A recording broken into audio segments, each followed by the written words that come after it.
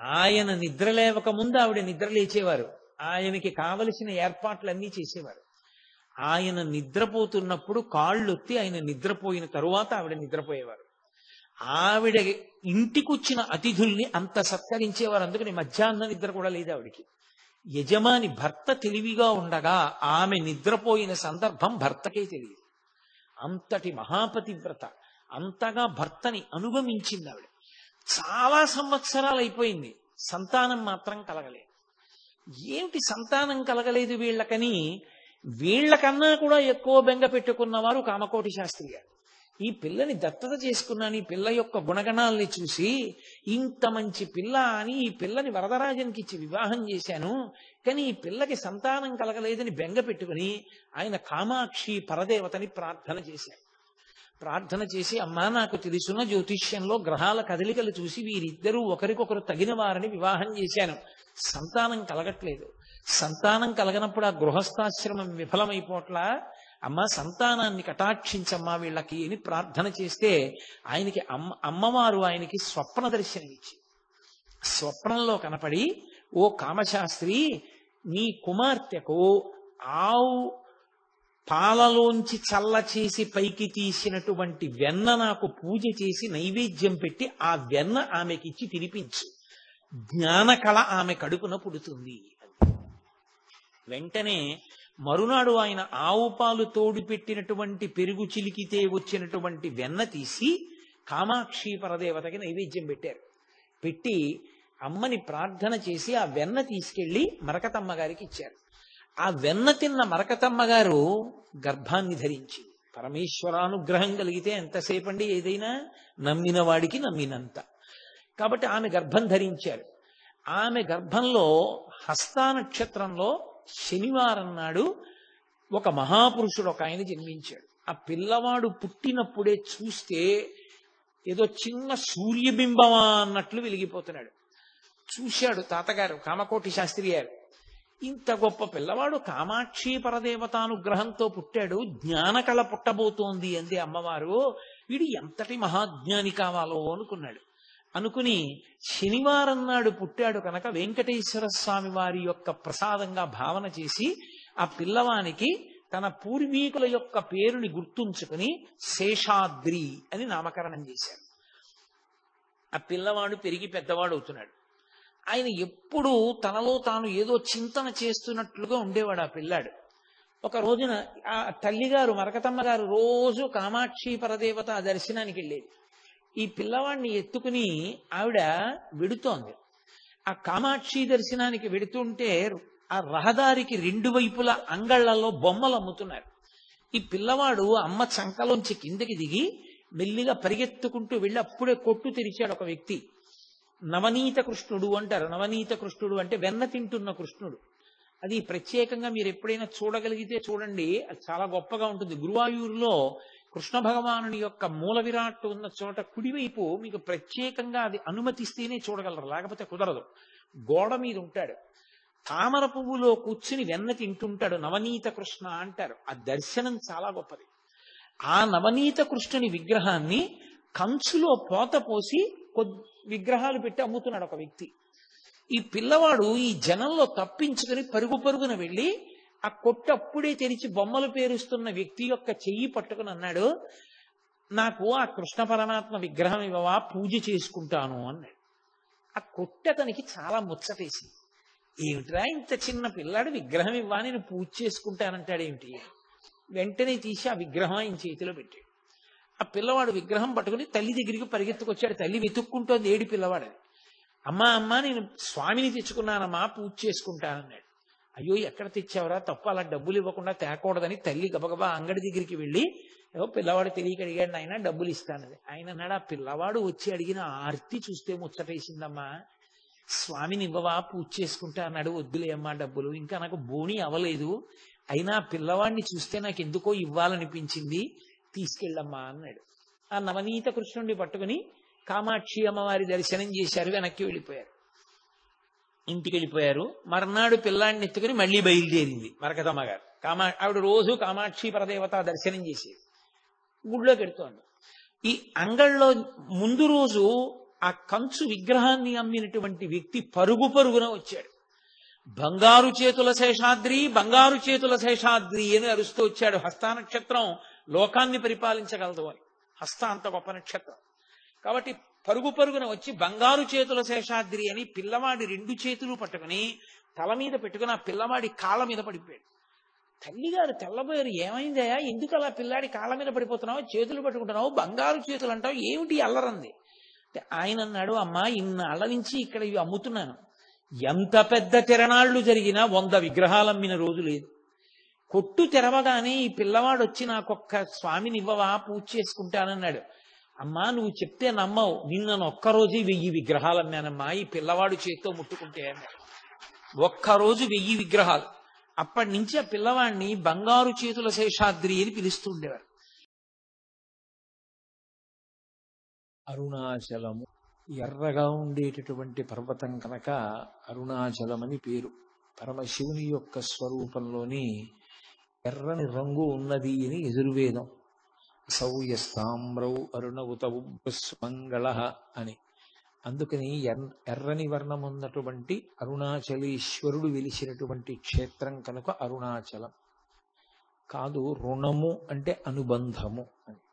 కర్మ సంబంధంగా మనం చేసినటువంటి కర్మల వలన ఒక్కొక్క శరీరంలో ప్రవేశించి ఆ శరీరంలో అనేకమైన అనుబంధములను పెట్టుకుంటాడు. ఆ రుణ అంటే అలా అనుబంధములు, కర్మ సంబంధమైనటువంటి సంబంధములు పెట్టుకోవలసినటువంటి అవసరం లేకుండా జీవుడు జ్ఞానము వలన తాను పరబ్రహ్మమని తెలుసుకొని తత్వమసి మహావాక్యమును ఇక్కడే అనుభవించి కైవల్య ప్రాప్తిని పొందడానికి అనువైనటువంటి స్థితిని అనుగ్రహించగలిగినటువంటి క్షేత్రమునకు అధిదేవత కనుక ఆయనకి అరుణాచలేశ్వరుడని పేరు. ఆ కొండకి అరుణాచలము అని పేరు. అరుణాచల క్షేత్రమునందు పరమశివుడు గౌతమ మహర్షికి ఆనతిచ్చిన మేర అక్కడ ప్రదక్షిణము అత్యంత ప్రధానము అని నిన్నటి రోజున మీతో మనవి చేసి ఉన్నాను. అలాగే అక్కడ జరిగేటటువంటి ఉత్సవాలలో దీపోత్సవము పేరిందికగన్న ఉత్సవము. అది భారతదేశం అంతటా కూడా అత్యంత ప్రఖ్యాతమైనటువంటి ఉత్సవంగా పరిగణింపబడుతుంది. అది కార్తీక మాసంలో వచ్చేటటువంటి పౌర్ణమి నాడు ఆ కృత్తికా దీపోత్సవము అంటారు. మనకి సాధారణంగా మనం పాటించేటువంటి నియమం ఏమిటంటే కృత్తికా నక్షత్రం ఉన్నప్పుడు దేవాలయాల్లో చెయ్యాలి, కార్తీక పౌర్ణమి తిథి ఉన్నప్పుడు ఇంట్లో చెయ్యాలి. పౌర్ణమి తిథిని ఇంట్లో కార్తీక పౌర్ణమిగా చేస్తాం. కృత్తికా నక్షత్రంతో చంద్రుడు కలిసిన రోజున కార్తీక పౌర్ణమిగా దేవాలయంలో చెయ్యాలి. ఈ దీపానికి ఎనలేని ప్రాముఖ్యత ఉంది. సనాతన ధర్మం అంతా కూడా దీపం చుట్టూనే తిరుగుతుంది. పరమేశ్వరుణ్ణి దీపంతోనే పోలుస్తారు, ఆత్మని దీపంతోనే చెప్తారు. అందుకే ఆత్మజ్యోతి అంటారు. అలాగే పరమేశ్వరుడికి పరంజ్యోతి అని ఒక నామం. ఆ నామం మీరు చూడండి, అమ్మవారి పరంగా చెప్పండి, అయ్యవారి పరంగా చెప్పండి, ఏ సహస్రనామంలో చూసినప్పటికీ కూడా పరంజ్యోతి అన్న నామం తప్పకుండా ఉంటుంది. పరంజ్యోతి నపుంసక నామం. అది స్త్రీ సంబంధమైన నామము కాదు, పురుష సంబంధమైన నామము కాదు. పరమేశ్వరుడు స్త్రీ కాదు, పురుషుడు కాడు, నపుంసకుడు కాడు. ఆయన వెనుకనందియుతానకు విభుతలంతు అంటారు పోతన గారు. ఆయన వెనక ఉండి కాంతి బిందువుగా ప్రకాశిస్తూ ఉంటాడు. ఆయన కాంతి ఎందే ఈ ప్రపంచమంతా ప్రవర్తిస్తూ ఉంటుంది. కాబట్టి కాంతి స్వరూపుడైనటువంటి పరమేశ్వరుడు కనుక ఏ సహస్రనామంలోనైనా సరే పరంజ్యోతి అన్న నామం తప్పకుండా కనపడుతుంది. అసలు ఈశ్వరుని యొక్క వెలుతురు ముందు ఏ వెలుతురు పనికిరాదు అని వేదం యొక్క తీర్పు. అందుకే ఆయన మించినటువంటి జ్యోతి ఇంకొకటి లేదు అని. నత్ర సూర్యో భాతి చంద్రతారకం నేమా విద్యుతో భాతి కుతోయమగ్ని త్వమేవ భాంతమనుభాతి సర్వం తస్య భాసా సర్వమిదం విభాతి అని. ఆయన యొక్క వెలుతురు ఎక్కడ ప్రకాశిస్తూ ఉంటుందో అక్కడ సూర్యచంద్రులు నక్షత్రములు కూడా ఇక ప్రకాశించవు. ఆయన వెలుగు ముందు ఏ వెలుగు పనిచెయ్యదు. అసలు ఈ ప్రపంచాలన్నీ లయమైపోయిన తరువాత ఏర్పడేటటువంటి స్థితి కటిక చీకటి. ఆ చీకటి తర్వాత ఇక వెలుతురు రాదు, ఎందుకంటే సూర్యచంద్రులు కూడా ఉండరు. అంత కటిక చీకటిలో ఈ బ్రహ్మాండములన్నీ జలములయందు లయమైపోతే ఆయన ఒక్కడే ఈ చీకటికి ఆవల పరంజ్యోతి లోకంబులు లోకేశులు లోకస్తులు తెగిన తుది అలోకంబగు పింజీకటి కావల ఎవ్వండేకాకృతి వెలుగు అతని నేసేవింతున్ అంటారు. శరీరం ఎంత ఉన్నప్పటికీ అసలు శరీరంలో జ్ఞానేంద్రియములు అని ఉంటాయి, అవన్నీ వెలుగు సంబంధమైనవి. జ్ఞానేంద్రియము, జ్ఞానము అంటే తెలుసుకొనుట. తెలిసికొనుట అన్నది ఎప్పుడు సంభవం అంటే వెలుతురు ఉంటేనే. వెలుతురు లేకపోతే ఏదీ తెలియబడదు, అయోమేమి. లోపల ఒక దీపం ఉంది, ఆ లోపల వెలుగుతున్నటువంటి దీపపు కాంతి కంటి మీద పడితే కన్ను చూస్తుంది. ఆ ఆత్మజ్యోతి యొక్క కాంతి చెవి మీద పడితే చెవి వింటుంది. ముక్కు మీద పడితే వాసన వస్తుంది. నాలుక మీద పడితే రుచి చెప్తుంది. స్పర్శేంద్రియమైనటువంటి చర్మం మీద ప్రకాశిస్తే ఇది స్పర్శ చెప్తుంది. అందుకే నానాచిత్రఘటోధరస్థిత మహాదీప ప్రభాభాస్వరం జ్ఞానం యస్యతు చక్షురాది కర్ణద్వారా బహిస్పందతే జానామీతి తమేవాంతమనుభాత్యి తత్సమస్తం జగత్ తస్మై శ్రీ గురుమూర్తయే నమగిదం శ్రీ దక్షిణామూర్తయే అంటారు శంకరాచార్యులు వారు. ఒక కుండను ఒక దాన్ని తీసుకొచ్చి దానికి కన్నాలు పెట్టి ఒక దీపం పెట్టి ఆ దీపం మీద కుండని బోర్లించారనుకోండి, చీకట్లో ఆ కుండ కన్నాల్లోంచి వెలుతురు పైకి కొడుతూ ఉంటుంది. అది కుండది కాదు, ఆ కాంతి. కుండ లోపల ఉన్నటువంటి దీపపు కాంతి ఆ కన్నాలలోంచి ఎలా పైకొస్తోందో అలా ఇక్కడే వెలుగుతున్నటువంటి ఆత్మజ్యోతి. అందుకే నీవారస్సు కవత్వీ పీతాభా అంటే పీతాభా స్వత్యనూపమా. భా అంటే కాంతి, భాస్కర అని పేరు సూర్యుడికి. ఆ కాంతి పుంజమై ఇక్కడ వెలుగుతూ ఉంటాడు ఆయన. ఆ వెలుతురు ఈ కన్నాల్లోంచి కొడుతూ ఉంటుంది. కన్నులు అనబడేటటువంటి కన్నాల మీద పడితే కళ్ళు చూస్తాయి, చెవుల మీద పడితే చెవులు వింటాయి. జ్ఞానేంద్రియములు పనిచేయడానికి ప్రధానమైనటువంటి కారణము ఆ లోపల ఉన్న జ్యోతే. ఇంకే దీపం ఉండగా ఇల్లు చక్కబెట్టుకోండి అంటుంటారు. అంటే లోపల ఆ జ్యోతి వెలుగుతున్నంతసేపే, పరమేశ్వరుడు ఉన్నంతసేపే దీనికి మంగళప్రదత్వం. ఇది మంగళప్రదత్వంతో ఉండి శివం సుందరం శోభనం అయి ఇది భగవత్కార్యం చెయ్యడానికి, చిత్తశుద్ధిని పొందడానికి హేతువైనటువంటి సమస్త కార్యములను ఆచరించడానికి కావలసినటువంటి పాత్రత లోపల ఉన్న జ్యోతి వెలిగినంతసేపు మాత్రమే ఉంటుంది. ఆ జ్యోతి కాని నిధనం అయిపోయిందా ఇక ఆ శరీరం ఎందుకు పనికిరాదు, దాన్ని తీసుకెళ్లి పక్కన పారేస్తారు. కాబట్టి ఆ జ్యోతికి అనలేని ప్రాధాన్యత. అసలు ఏ కార్యక్రమం ప్రారంభం చేయండి, దీపం ప్రజ్వాల్య అంటూ దీపం వెలిగించే ప్రారంభం చేస్తాం. ఎందుకని అంటే అదే పరమేశ్వర స్వరూపం. ఆ పరమేశ్వర స్వరూపం కాంతిపుంజం కాబట్టి ఆ కాంతిపుంజం రూపంలోనే ప్రకాశింపజేస్తారు. అటువంటి ఉత్సవాల్లో దీపోత్సవము అని, దీపానికి ఒక ప్రత్యేకమైనటువంటి ఉత్సవం జరిగేది. సంవత్సరం మొత్తం మీద విశేషమైనటువంటి ఉత్సవం కార్తీక పౌర్ణమి. ఆ కార్తీక పౌర్ణమి నాడు ఇంటింటా జరగాలి, ప్రతి దేవాలయంలో జరగాలి, ప్రతి మఠంలో జరగాలి. దీపము కాదు, దీపావళి అనేక దీపములను ఉంచుతారు. లేదా అసలు ఆ కార్తీక పౌర్ణమి నాడు పెట్టవలసినటువంటి దీప విధానము వేరుగా ఉంటుంది. ఒక పాత్ర తీసుకొచ్చి పాత్ర నిండా నెయ్యి పోసి ఆ నేతిలో ఒత్తి వేసి ఒత్తి చివర కర్పూరం పెట్టి అప్పుడు దాన్ని వెలిగిస్తారు. ఇంట్లో అయితే, దేవాలయంలో అయితే ఒక్క దేవాలయం యొక్క ద్రవ్యంతో వెలిగించరు. ఆ దేవాలయంలో పెద్ద కంచు పాత్ర పెడతారు. ఎంతమంది ఎంత నెయ్యి తీసుకురాగలరో అంత నెయ్యి తీసుకొచ్చి అందులో పోస్తారు. పోసిన తర్వాత అప్పుడు చీకటి పడిన తర్వాత అందులో అందరూ తీసుకొచ్చినటువంటి పత్తితో ఒత్తి పేంతారు. పేని ఆ నీతిలో వెయ్యడానికి వీలైనంత పెద్ద దీపాన్ని, పెద్ద ఒత్తిని వేసి ఆ రోజు ఆ దీపానికి పెట్టే కర్పూరం కూడా ఒక్క దేవాలయం నుంచి వెలిగించరు. అందరూ భక్తులు తమ ఇళ్ల నుంచి తీసుకొస్తారు కర్పూరం. ఆ కర్పూరాన్ని ఆ ఒత్తి మీద అలదుతారు, అలది వెలిగిస్తారు. వెలిగించి ఎత్తైన ప్రదేశంలో పెడతారు. అందరూ చూడ్డానికి వీలుగా ఉంచుతారు దాన్ని. ఉంచితే అప్పుడు అందరూ ఆ దీపాన్ని చూసి ఒక శ్లోకం చెప్తారు. అది ఇంట్లో చెయ్యండి, దేవాలయంలో చెయ్యండి. ఆ శ్లోకం చెప్పకుండా మాత్రం ఆ దీపం పెట్టకూడదు. ఇది ప్రధానమైనటువంటి ఆచారం. ఎందుచేత అంటే మనుష్యుడిగా జన్మించినటువంటి వాడు పరమేశ్వరానుగ్రహాన్ని సమస్త ప్రాణుల మీద ప్రసరింప చెయ్యడానికి యోగ్యమైన కాలము ఒక్క కార్తీక పౌర్ణమి మాత్రమే. ఆ దీప ప్రకాశంగా పరమేశ్వరుడే ఉంటాడు, ఆ జ్యోతి ప్రకాశంగా. అందుకే త్రయంబకుణ్ణి కాని దామోదరుణ్ణి కాని వీళ్ళిద్దరిలో ఎవరో ఒకరిని ఆవాహన చేస్తారు దీపం మీద.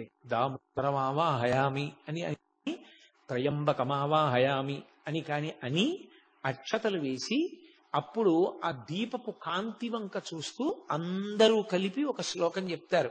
మీ అందరికీ సుపరిచితమే, నేను అనేక పర్యాయాలు మీతో చెప్పిందే. కీటాః పతంగాః మశకాశ్చ వృక్షాః జలే స్థలే ఏ నివసంతి జీవాః దృష్ట్వా ప్రదీపం నచ జన్మ భాగినః భవంతి త్వం శ్వపచాహి విప్రాః అని చెప్పాలి. అంటే ఈ దీపాన్ని నేను వెలిగించాను. ఈ దీపపు కాంతి కేవలముగా ఒక జ్యోతి యొక్క కాంతి కాదు, ఇది పరమేశ్వరుని యొక్క వెలుగు. నేను ఈ ప్రపంచంలో ఉన్న అనేకమైనటువంటి వస్తువులు వాడుకుంటున్నాను, అనేక జంతువులలో ఉండేటటువంటి సారాన్ని నేను తీసుకుంటున్నాను. ఆవు పాలు వాడుకుంటున్నాను, ఆవు నెయ్యి వాడుకుంటున్నాను, గేదె పాలు వాడుకుంటున్నాను, కుక్కతో ఇల్లు కాయించుకుంటున్నాను, ఏనుగుతో బరువులు మోయించుకుంటున్నాను, ఒంటె మీద ప్రయాణం చేస్తున్నాను, గుర్రం మీద ప్రయాణం చేస్తున్నాను, నీటిలో చేప తెచ్చి తింటున్నాను, ఆకాశంలో ఎగురుతున్నటువంటి పక్షిని పట్టుకుంటున్నాను, ఆ పక్షి మాంసం తింటున్నాను.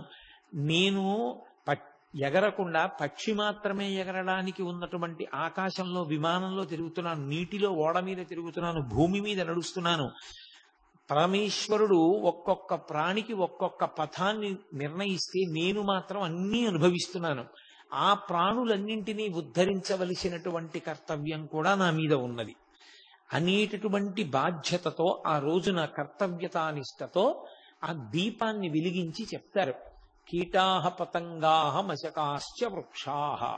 ఆ దీపం వెలిగిస్తే ఎప్పుడూ దీపం వల్ల చనిపోయే ప్రాణి ఏది అంటే దీపపు పురుగు. ఇన్నాళ్ళు అది దీపం మీద పడుతోంది, చనిపోతోంది, మళ్ళీ పుడుతోంది, అందుకని దానికి శలభం అని పేరు. అలాంటి దీపపు పురుగు ఈ దీపం మీదకి వచ్చి పడి చనిపోతే ఇక దానికి జన్మ ఉండదు. అది పరమేశ్వరుని యందు పడిపోయింది. కీటాః పతంగాః మశకాశ్చ వృక్షాః. దోమలు, ఈగలు, కదలలేనటువంటి చెట్లు, ఈ కాంతి చెట్టు మీద పడితే చెట్టు యొక్క జీవుని పాపములు పోవాలి, లోపల జీవుడు ఉంటాడు, ఆ జీవుడి పాపములు నశించాలి. కాబట్టి మశకాశ్చ వృక్షాః జలే స్థలే ఏ నివసంతి జీవాః.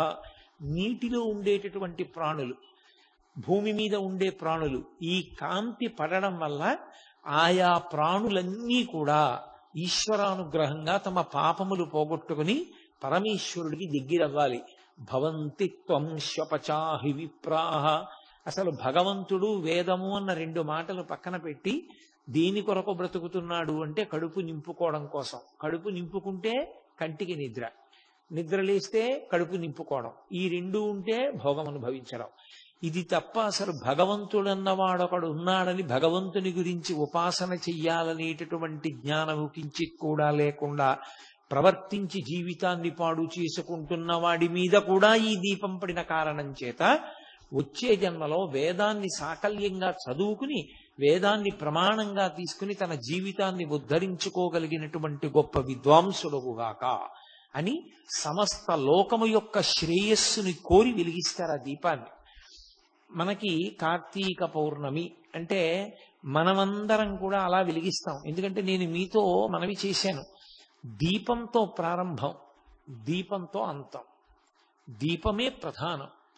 ఒక దీపం వెలిగించారనుకోండి, మీరు పూజ ప్రారంభం చేశారు. నీరాజనమన్న జ్యోతి వెలిగించారనుకోండి, అయిపోయింది పూజ.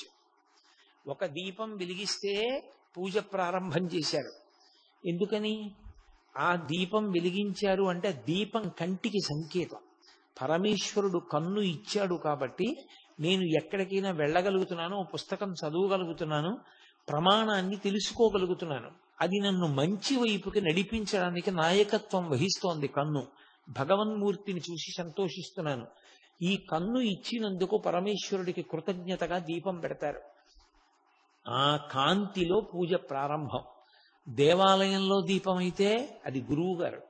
అందుకే దేవాలయంలో విద్యుత్ కాంతి ఉండదు, విద్యుత్ దీపములు వెలగరాదు. దేవాలయంలో ముఖమంటపము, అర్ధమంటపము, అంతరాలయము అని 3 విభాగం ఉంటుంది ఆగమంలో. ఆ అంతరాలయంలో ఉండేటటువంటి మూర్తి మీద విద్యుత్ దీపం పడుతుండగా చూస్తే అసలు దాన్ని దేవాలయంగా స్వీకరించారు. అది అత్యంత హేయమైన విషయం. దేవాలయము అన్న మాటకు అర్థం ఏమిటంటే లోపల మూర్తి దగ్గర గుత్తి దీపాలు వెలగాలి. అంటే కిందకి దీపాలు తీగతో వెలిగినట్టుగా వెలుగుతాయి. అందులో ఆవు నెయ్యి కాని నూనె కాని వేసి ఒత్తి వేసి వెలిగిస్తారు. ఆ దీపాల కాంతులలోనే ఈశ్వర దర్శనం. మీరు ఇప్పటికీ వెంకటాచలం, శ్రీశైలం లాంటి పెద్ద పెద్ద క్షేత్రాల్లో చూడండి, ప్రత్యేకించి ద్రవిడ దేశంలో ఎక్కడ అంతరాలయాల్లో విద్యుత్ దీపాలు ఉండవు. ఆ దీపాల కాంతిలోనే ఈశ్వరుడు కనపడాలి. ఆ దీపం గురువు గారు. మా గురువు గారు అనేటటువంటి ఒక దీపం వెలిగించింది, మాకు వెలుతురిచ్చింది. ఆ దీపం కింద నీడ ఉంటుంది, ఆ దీపం చుట్టూ చీకటి, దీపం మాత్రం అందరికీ వెలుగునిస్తుంది. ఎవడు గురుస్థానంలో కూర్చున్నాడో వాడికి ఎప్పుడూ ఒక వైక్లభ్యం ఉంటుంది. దాన్ని శాస్త్రమే అంగీకరించింది. శారీరకంగా ఆయన యొక్క ఆరోగ్యం, ఆయన తేజస్సు క్షీణించిపోతుంటాయి. ఎందుచేత అంటే సముద్రం అనేటటువంటి శాస్త్రాన్ని తాను ఎమర్చుకోవాలి, నిరంతర పఠనశీలి కావాలి, నిరంతర ధ్యానం చెయ్యాలి, నిరంతరం భగవత్కార్యమునందు మగ్నుడై ఉండాలి, మనసుని పరమ సాత్వికంగా ఉంచుకోవాలి. ఈ ప్రయత్నంలో ఆయన లౌకికమైన వాటికన్నిటికీ దూరంగా జరుగుతాడు. ఆ దూరంగా జరిగిన కారణం చేత చాలా త్వరగా ఆయన శరీరారోగ్యం శిథిలమైపోతుంది. అందుకే ఆ గురువు తన గురించి తాను పట్టించుకునే అవకాశం ఉండదు. శిష్యులు గురువు గారు శరీరం పడిపోకుండా ఉండకూడదని శిష్యులు చూస్తారు. అందుకే ఆ గురువు అనేటటువంటి దీపపు వెలుతురులో పరమేశ్వరుడు కనపడతాడు. ఈశ్వరానుగ్రహము చేత గురువు కాదు, గురువు లేనినాడు ఈశ్వరుడు కనపడడు. అందుకే ఆ గురువే ఆ దీపం. అంతరాలయంలో వెలుగుతున్నటువంటి దీపాన్ని చూసి ముందు మా గురువు గారు ఆయనే. ఆ అంతరాలయంలో ఈశ్వర సన్నిధానంలో దీపమై వెలుగుతున్నారు. అందుకే భాగవతంలో కృష్ణ పరమాత్మని మించిన గురువు లేడు. జగద్గురు అన్న గొప్ప మాట ఆయనకి అన్వయమైంది. అందుకే కృష్ణం వందే జగద్గురుం అంటాం. అటువంటి కృష్ణ పరమాత్మ కూడా పాఠం నేర్చుకున్నాడు. ఎవరి దగ్గర? ఆయన పేరు కూడా దీపమే. ఆ గురువు గారి పేరు సాందీపని. దీపింపచేయువాడు, ప్రకాశింపచేయువాడు. చీకట్లో ఉండిపోయిన వాడికి ఏది తెలుసుకోవాలో అది తెలుసుకునేటట్టు చెప్పి దాన్ని చూడగలిగిన ప్రజ్ఞ ఇవ్వగలిగిన వాడు. అందుకని సాందీపని మహర్షి దగ్గర నేర్చుకున్నాడు. కృష్ణుడు తన గురువు గురించి మాట్లాడుతూ అజ్ఞాన తిమిర ప్రదీపమగుచు అవ్యయంబగు బ్రహ్మంబు ననుభవించి భరిత సత్వుండు అకళంక భక్తుడనఘ అంటాడు. ఆయన మహానుభావుడు సాందీపని మహర్షి ఎటువంటి వాడు అంటే అజ్ఞాన తిమిర ప్రదీపమగుచు. ఆయన అజ్ఞానమనేటటువంటి చీకటిని పోగొట్టగలిగినటువంటి దీపం ఎటువంటిదో అటువంటి దీపము వంటి వాడు నా గురువు అంటాడు. అవ్యయంబగు బ్రహ్మంబు ననుభవించి భరిత సత్వుండు నిష్కర్మ కర్ముడతడు. ఆయన అపారమైనటువంటి సత్వగుణంతో ప్రకాశించేటటువంటి వాడు నా గురువు అంటాడు కృష్ణ భగవానుడంతటి వాడు గురువు పేరు చెప్తే. కాబట్టి గురువు గారు దీపం, ఈశ్వరుడు దీపం, ఇంట్లో దీపం. ఆఖరికి ప్రాణోత్క్రమణం అయిపోతే ఇక ఆ శరీరం పరమ అమంగళకరం. అది ఎక్కడ ఉండడానికి వీల్లేదు. కనీసం అది ఉన్నంతసేపు దానిలోని జ్యోతి పోయింది కనుక దాని తలకట్టున ఒక జ్యోతి పెట్టి దాని మీద పసుపు, కుంకం, అక్షత, పువ్వు వెయ్యరు. ఆ దీపమే ఆయన ఆత్మని అందులోకి ఆవాహన చేసి ఉంచుతారు. ఉంచి ఆ శరీరం వెళ్ళిపోయింది అంటే దీపాన్ని పక్కకి తీసేస్తారు. ఆఖరికి అక్కడి నుంచి తిరిగి వచ్చాక కూడా దీపదర్శనమే. దీపానికి సనాతన ధర్మానికి అంత అవిభాజ్యమైనటువంటి సంబంధం. దీపమే సమస్తం. అసలు ఒక ఇల్లు అన్నదానికి అర్థం ఏమిటి అంటే, దీపం పెట్టడానికి మనిషి ఉన్నాడా అని అడుగుతారు. ఒకడు ఇల్లు కట్టుకున్నాడు, చాలా దూరంలో కట్టాడు ఊరికి. ఆయనే ఎదురు 100 రూపాయలు ఇచ్చి ఎవరినో ఇంట్లో ఉండమన్నాడు. ఎందుకు ఉండమన్నాడో తెలుసా? ఇంట్లో దీపం పెట్టేవాడు వాడు ఉంటాడు కదండి, అందుకు ఉండమన్నానంటాడు. ఇంట్లో దీపం పెట్టేవాడి కోసం డబ్బిచ్చి ఇల్లు ఇచ్చేవాళ్ళు ఉన్నారు. ఇంట దీపం పెట్టకుండా ఇల్లు ఉండిపోయింది అనుకోండి, ఉగ్రభూతములు ప్రవేశిస్తాయి ఇంట్లోకి. అందుకని కటిక చీకటి ఎందు ఉండకూడదు. అందుకే వెళ్ళకూడని వేళలో, వెళ్ళకూడని నక్షత్రంలో వెళ్ళిపోతే ఆ ఇల్లు కూడా పాడు పెడతారు. పడబెట్టే కొంతకాలం మూసేస్తారు. ఆ ఇంట వీరొక జ్యోతి వెలగడానికి అవకాశం ఉండదు. అప్పుడు దీపం అంత మంగళప్రదం. అసలు దీప దర్శనమే చాలు. ఇప్పటికీ కేరళ రాష్ట్రంలో అమ్మవారి పూజ చెయ్యవలసి వస్తే అమ్మవారి మూర్తికి చెయ్యరు. చాలా చోట్ల కేరళలో దీపం వెలిగించి దీపానికే పూజ అంతా చేస్తారు, దీపానికే ఉపచారాలన్నీ చేస్తారు. దీపమే పరదేవత అంటారు వాళ్ళు. కాబట్టి దీపానికి అంత ప్రాముఖ్యత. అంత ప్రాముఖ్యత కలిగినటువంటి దీపం కార్తీక పౌర్ణమి నాడు వెలిగించేటటువంటి దీపానికి విశేష ప్రాధాన్యత. అందున అరుణాచలము అగ్నిలింగం ఉన్నటువంటి క్షేత్రం. దీపమే అగ్ని, అగ్నియే దీపం. దీపానికి అగ్నికి అవిభాజ్యము, అవి రెండు వేరు కావు. ఒత్తి చివర వెలుగుతున్నటువంటి ఆ దీపం అగ్నిహోత్రం. దీపానికి ఉన్న లక్షణం, అది ఇంకొక దీపాన్ని వెలిగిస్తుంది. దీపించిన దీపముచే దీపము రెండు కాక ఒకటిట్లగున్ అంటుంది ఆ దితి. కశ్యప ప్రజాపతితో మాట్లాడుతూ ఈ మాట అంటుంది. అందుకే దీపము 3 ఒత్తులు వేస్తూ ఉంటారు. మనం ఇండ్లలో దీపం వెలిగిస్తే సాధ్యం త్రివర్తి సంయుక్తం వహ్నినా యోజితం ప్రియం అని 3 ఒత్తులు వేసి 3 ఒత్తులు వెలిగించి తూర్పు దిక్కుగా జ్యోతులు ఉండేటట్టుగా చూసుకుంటారు.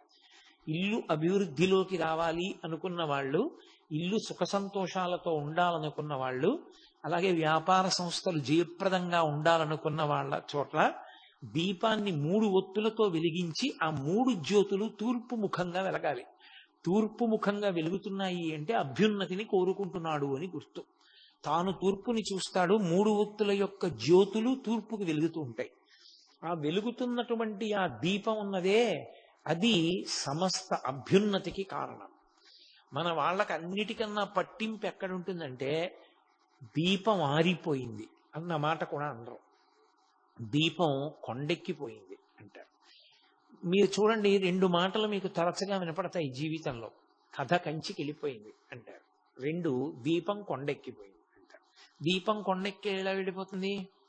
కథ కంచికి ఎలా వెళ్ళిపోతుంది అంటే, ఒరే నాన్న, ఇన్ని జన్మలు ఎత్తావు, మళ్ళీ ఇప్పుడు ఇదిగో ఈ శరీరంలో వచ్చావు, మళ్ళీ ఇదో కథ, నీ జన్మ ఇప్పుడు ఇదో కథ. ఇన్ని కథలు శ్మశానానికి వెళ్ళాయి. ఏ చరిత్రలోనూ, ఏ పుస్తకంలోనూ, ఏ కాగితం మీద నీ జీవితం వ్రాయబడలేదు. నీ జీవితం స్మరణయోగ్యం కాలేదు. ఈసారి నీ జీవితం నాన్న కంచికి వెళ్ళిపోవాలి అంటుందమ్మ. కంచికి వెళ్ళిపోవాలంటే ఇక ఈసారి నీ జీవితం దేనికి పనికి రావాలంటే కామాక్షి ఎందు ఐక్యం అయిపోవాలి. కొడుకుని అలా అని తట్టుకోలేదు కాబట్టి మనం ఇంటికంటూ రా, నేనున్నంతకాలం మాత్రం నువ్వు ఉండాలి ఉస్మా నా కళ్ళ ఎదురకుండా. అది అమ్మ యొక్క హృదయం. అందుకని కథ కంచికి, మనం ఇంటికి.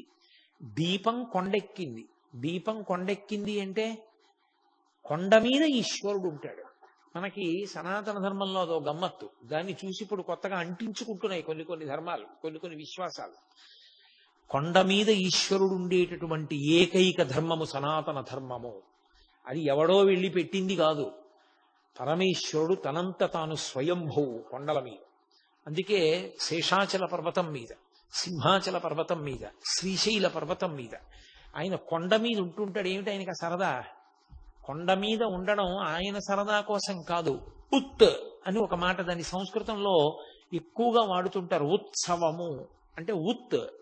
ఉత్ అంటే తల ఇలా పైకెత్తుట. ఒక్క మనుష్యుడే భూమికి అడ్డంగా పుట్టి నిలువుగా పెరుగుతాడు. పైన ఉన్న కొండ మీద ఉన్న పరమేశ్వరుణ్ణి ఇలా తలెత్తి చూసి, కొండ మీద ఉన్న ఈశ్వరుణ్ణి చేరడానికి నువ్వు పైకి ఎక్కాలి. అలాగే జీవితంలో ఊర్ధ్వముఖ చలనం చేసి పరమేశ్వరుణ్ణి చేరుకోవాలి. దొంగదారుల్లోంచి నువ్వు వెళ్ళడానికి వీల్లేదు, అది దాని అర్థం. దొంగదారి అన్న మాటకు అర్థం ఏమిటో తెలుసా? మిగిలిన ఏ 9 రంధ్రములలోంచి వెళ్ళడానికి వీల్లేదు శరీరం వెళ్ళిపోయేటప్పుడు. 2 కళ్ళు, 2 ముక్కులు, 2 చెవులు, 6 నోరు, 7 మలద్వారం, 8 మూత్రద్వారము, 9 సరే అసంఖ్యాకములైనటువంటి స్వేదరంధ్రములు, వీటిలోంచి బయటికి వెళ్ళడానికి వీలు లేదు సుమా. ఒకే ఒక్క తలుపు ఉంది, నిర్గమద్వారం, బ్రహ్మరంధ్రం. అందుకే ఇక్కడ శిఖ ఉంటుంది. ఆ బ్రహ్మరంధ్రం పగిలి అందులోంచి నిర్గమించాలి. అందులోంచి నిర్గమించాడు అంటే ఇక రాడు అని గుర్తు, ఇక శరీరాన్ని పుచ్చుకోడు. దొంగదారిలోంచి వెళ్ళవద్దు.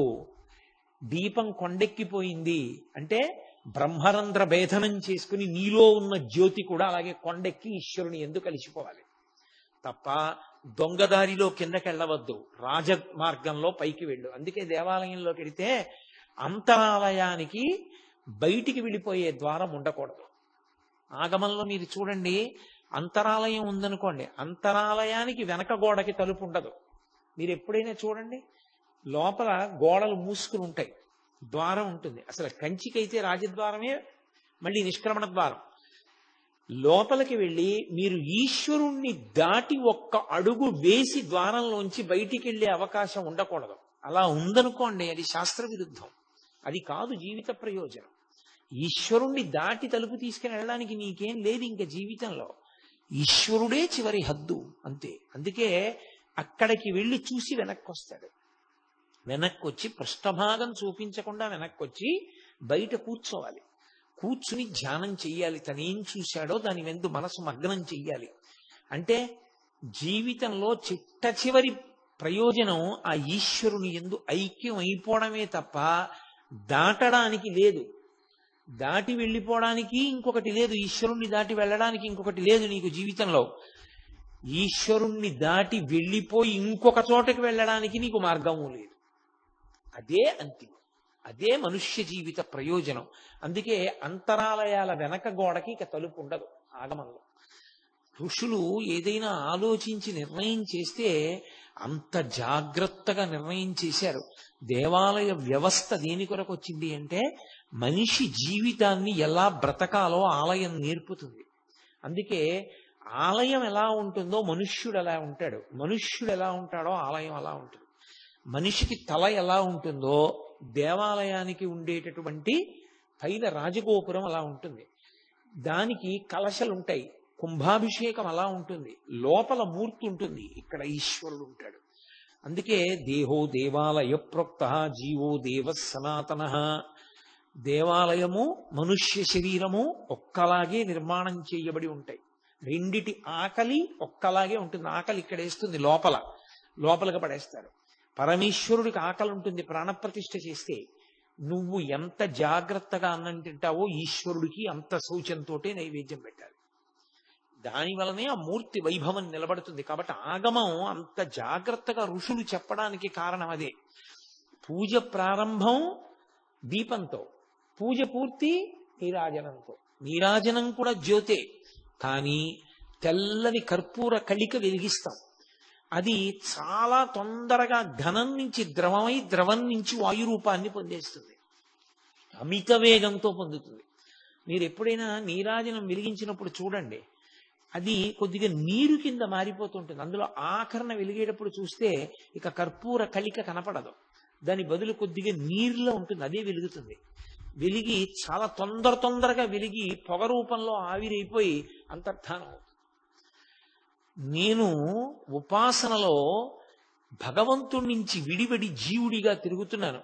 నేను చాలా వేగంగా ఈ కర్పూర కళిక పరమేశ్వరుని యందు ఎలా ఘనము నుండి ద్రవము, ద్రవము నుండి వాయువు అయిపోయిందో అలా నేను ఈశ్వరానుగ్రహంతో ఈశ్వరుని యందు అలా తొందరగా కలిసిపోయే అవకాశం నాకు కలగాలి, అజ్ఞానము నాకు కలగాలి అని కోరుకోవడమే నీరాజనం. అందుకే దీపం వెలిగించినప్పుడు పూజ ప్రారంభం, నీరాజనం వెలిగిస్తే మంత్రం తిరగబడిపోతుంది.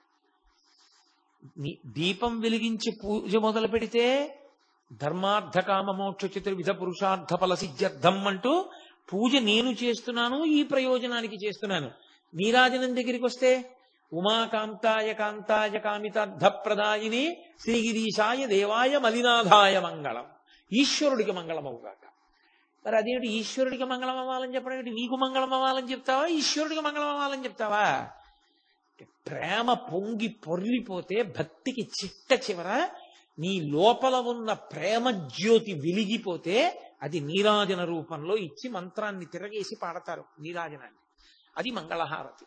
అందుకే జీవితం అంతా దీపమే. అసలు దీపము లేని ఇల్లు, దీపం కొడిగట్టిందండి అంటారు. కొడిగట్టేసింది ఆ దీపం అంటారు. ఏదో మిణుకు మిణుకుమంటారు. సంకేతంతో అలాగే మాట్లాడతారు. ఎదురు చూస్తాం, నిధనం అయిపోతాం.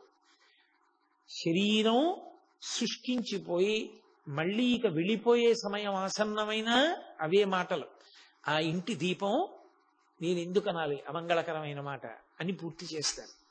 కాబట్టి అంత దగ్గరి సంబంధం సనాతన ధర్మంలో. అసలు దీపం అంత దగ్గరగా పరమేశ్వరుణ్ణి తీసుకొచ్చే వస్తువు వేరొకటి లేనే లేదు.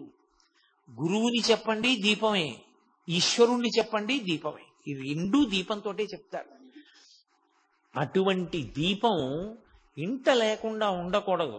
అందుకే కార్తీక పౌర్ణమి నాడు గుత్తి దీపాలు వెలిగిస్తారు. ఒత్తులన్నీ కలిపి కట్టకట్టి ఆవునీతిలో ముంచి వెలిగిస్తారు. నేను ఇంట్లో దీపం పెట్టనటువంటి పాపం ఏదైనా ఉంటే అది పోవుగాక. ఇన్ని ఒత్తులు వెలిగించాను కాబట్టి అన్ని రోజులు మా ఇంట్లో దీపం వెలిగినట్లు, ఇల్లు శోభస్కరంగా ఉంది అని గుర్తు. కార్తీక దీపం అరుణాచల క్షేత్రమునందు మిక్కిలి ప్రసిద్ధి. అక్కడ కార్తీక దీపం వెలిగించడం అంటే 16 రోజుల పండుగ. 16 రోజులు చేస్తారు ఆ పండగని.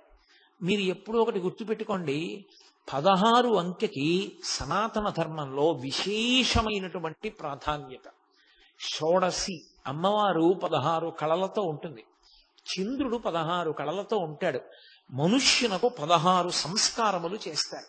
సంస్కారము అంటే అతను ఈశ్వరుణ్ణి చేరుకోవడానికి వీలుగా సంస్కరిస్తారు. అతన్ని కొత్త విషయాలు నేర్పి అందుకు అనువుగా తయారు చేయడాన్ని సంస్కరించుట అన్న మాటతో వాడతారు. మీకు ఒక ఉదాహరణ చెప్పాలంటే, భగవంతుడికి ఒక కొబ్బరికాయ కావాలనుకోండి, ఒక కొబ్బరికాయ కొడదామని మీరు అనుకున్నారు. సంస్కరించుట అని ఒకటి ఉంటుంది. ముందు ఒక కొబ్బరి బొండాన్ని తీసుకొస్తారు, ఆ కొబ్బరి బొండాన్ని ఒలుస్తారు. ఆ తర్వాత చుట్టూ కొంత పీచు ఉంటుంది, ఆ పీచు కూడా తీసేస్తారు. శిఖ తీయకూడదు, శిఖ ఉండిపోతుంది. చక్క పీచంతా తీసి అక్కడ తీసుకొచ్చి పెడతారు. ఇప్పుడు కొబ్బరికాయ మీరు దేవాలయంలో కొట్టడానికి వీలైన రీతిని పొందింది. సంస్కరిస్తే బొండాన్ని కొబ్బరికాయ కొట్టడానికి యోగ్యమైంది, భగవంతుణ్ణి చేరడానికి యోగ్యమైంది. అలా మనిషి పుట్టుకతో అజ్ఞాని, మనిషి పుట్టుకతో భగవంతుణ్ణి చేరడానికి కావలసినటువంటి సాధన సంపత్తులను తనకు తానుగా తెచ్చుకున్నవాడు కాడు. గురువిస్తాడు, తల్లిస్తుంది, తండ్రి ఇస్తాడు, సమాజం ఇస్తుంది, వీళ్ళందరిస్తారు. అందుకే సంస్కారములు అంటారు. ఈ సంస్కారములు చేస్తూ పెడతారు. అందుకే సనాతన ధర్మంలో ఆ సంస్కారములు కూడా 16. 16 సంస్కారములు. 16వ సంస్కారము చిట్ట చివరిది ఏది అంటే అగ్ని సంస్కారము, అంత్యేష్టి సంస్కారం. శరీరాన్ని పట్టుకెళ్ళి కొడుకు హవిస్సుగా అగ్నిహోత్రంలో పడేయడం, అగ్నితోటే పూర్తి. కాబట్టి అటువంటి ఆ 16 సంస్కారములు ఏవి ఉన్నాయో అవి 16 చంద్రుని యొక్క కళలు, షోడశ సంస్కారములు అంటారు. ఈ సంస్కారముల వలన మనిషి అర్హతని పొందుతూ ఉంటాడు. ఈ పని చేయడానికి అర్హత పొందుతాడు. బ్రహ్మచారి ఉపనయనం చేసుకున్నాడు, గాయత్రి చేయడానికి అర్హత పొందాడు. గృహస్థు ధర్మపత్నిని స్వీకరించాడు, యజ్ఞయాగాదులు చెయ్యడానికి అర్హత పొందాడు. వానప్రస్థు వైరాగ్యాన్ని పొంది తపస్సు చేయడానికి అర్హత పొందాడు. సన్యాసి సర్వసంగ పరిత్యాగం చేసి శరీరం మీద భ్రాంతి విడిచిపెట్టేశాడు. ఇవన్నీ సంస్కారములే. ఆశ్రమం మారడం కాదు, కానీ మనిషికి గృహస్థాశ్రమ స్వీకారం వరకు చిట్ట చివర అంత్యేష్టి వరకు 16 సంస్కారములు.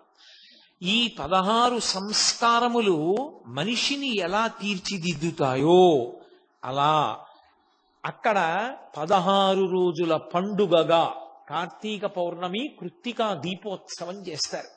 ఈ 16 రోజుల పండుగలు మీరు అందుకే చూడండి, మనకి సనాతన ధర్మంలో ఏ పెద్ద క్రతువు జరిగినా మళ్ళీ 16 రోజుల పండగ ఉంటుంది.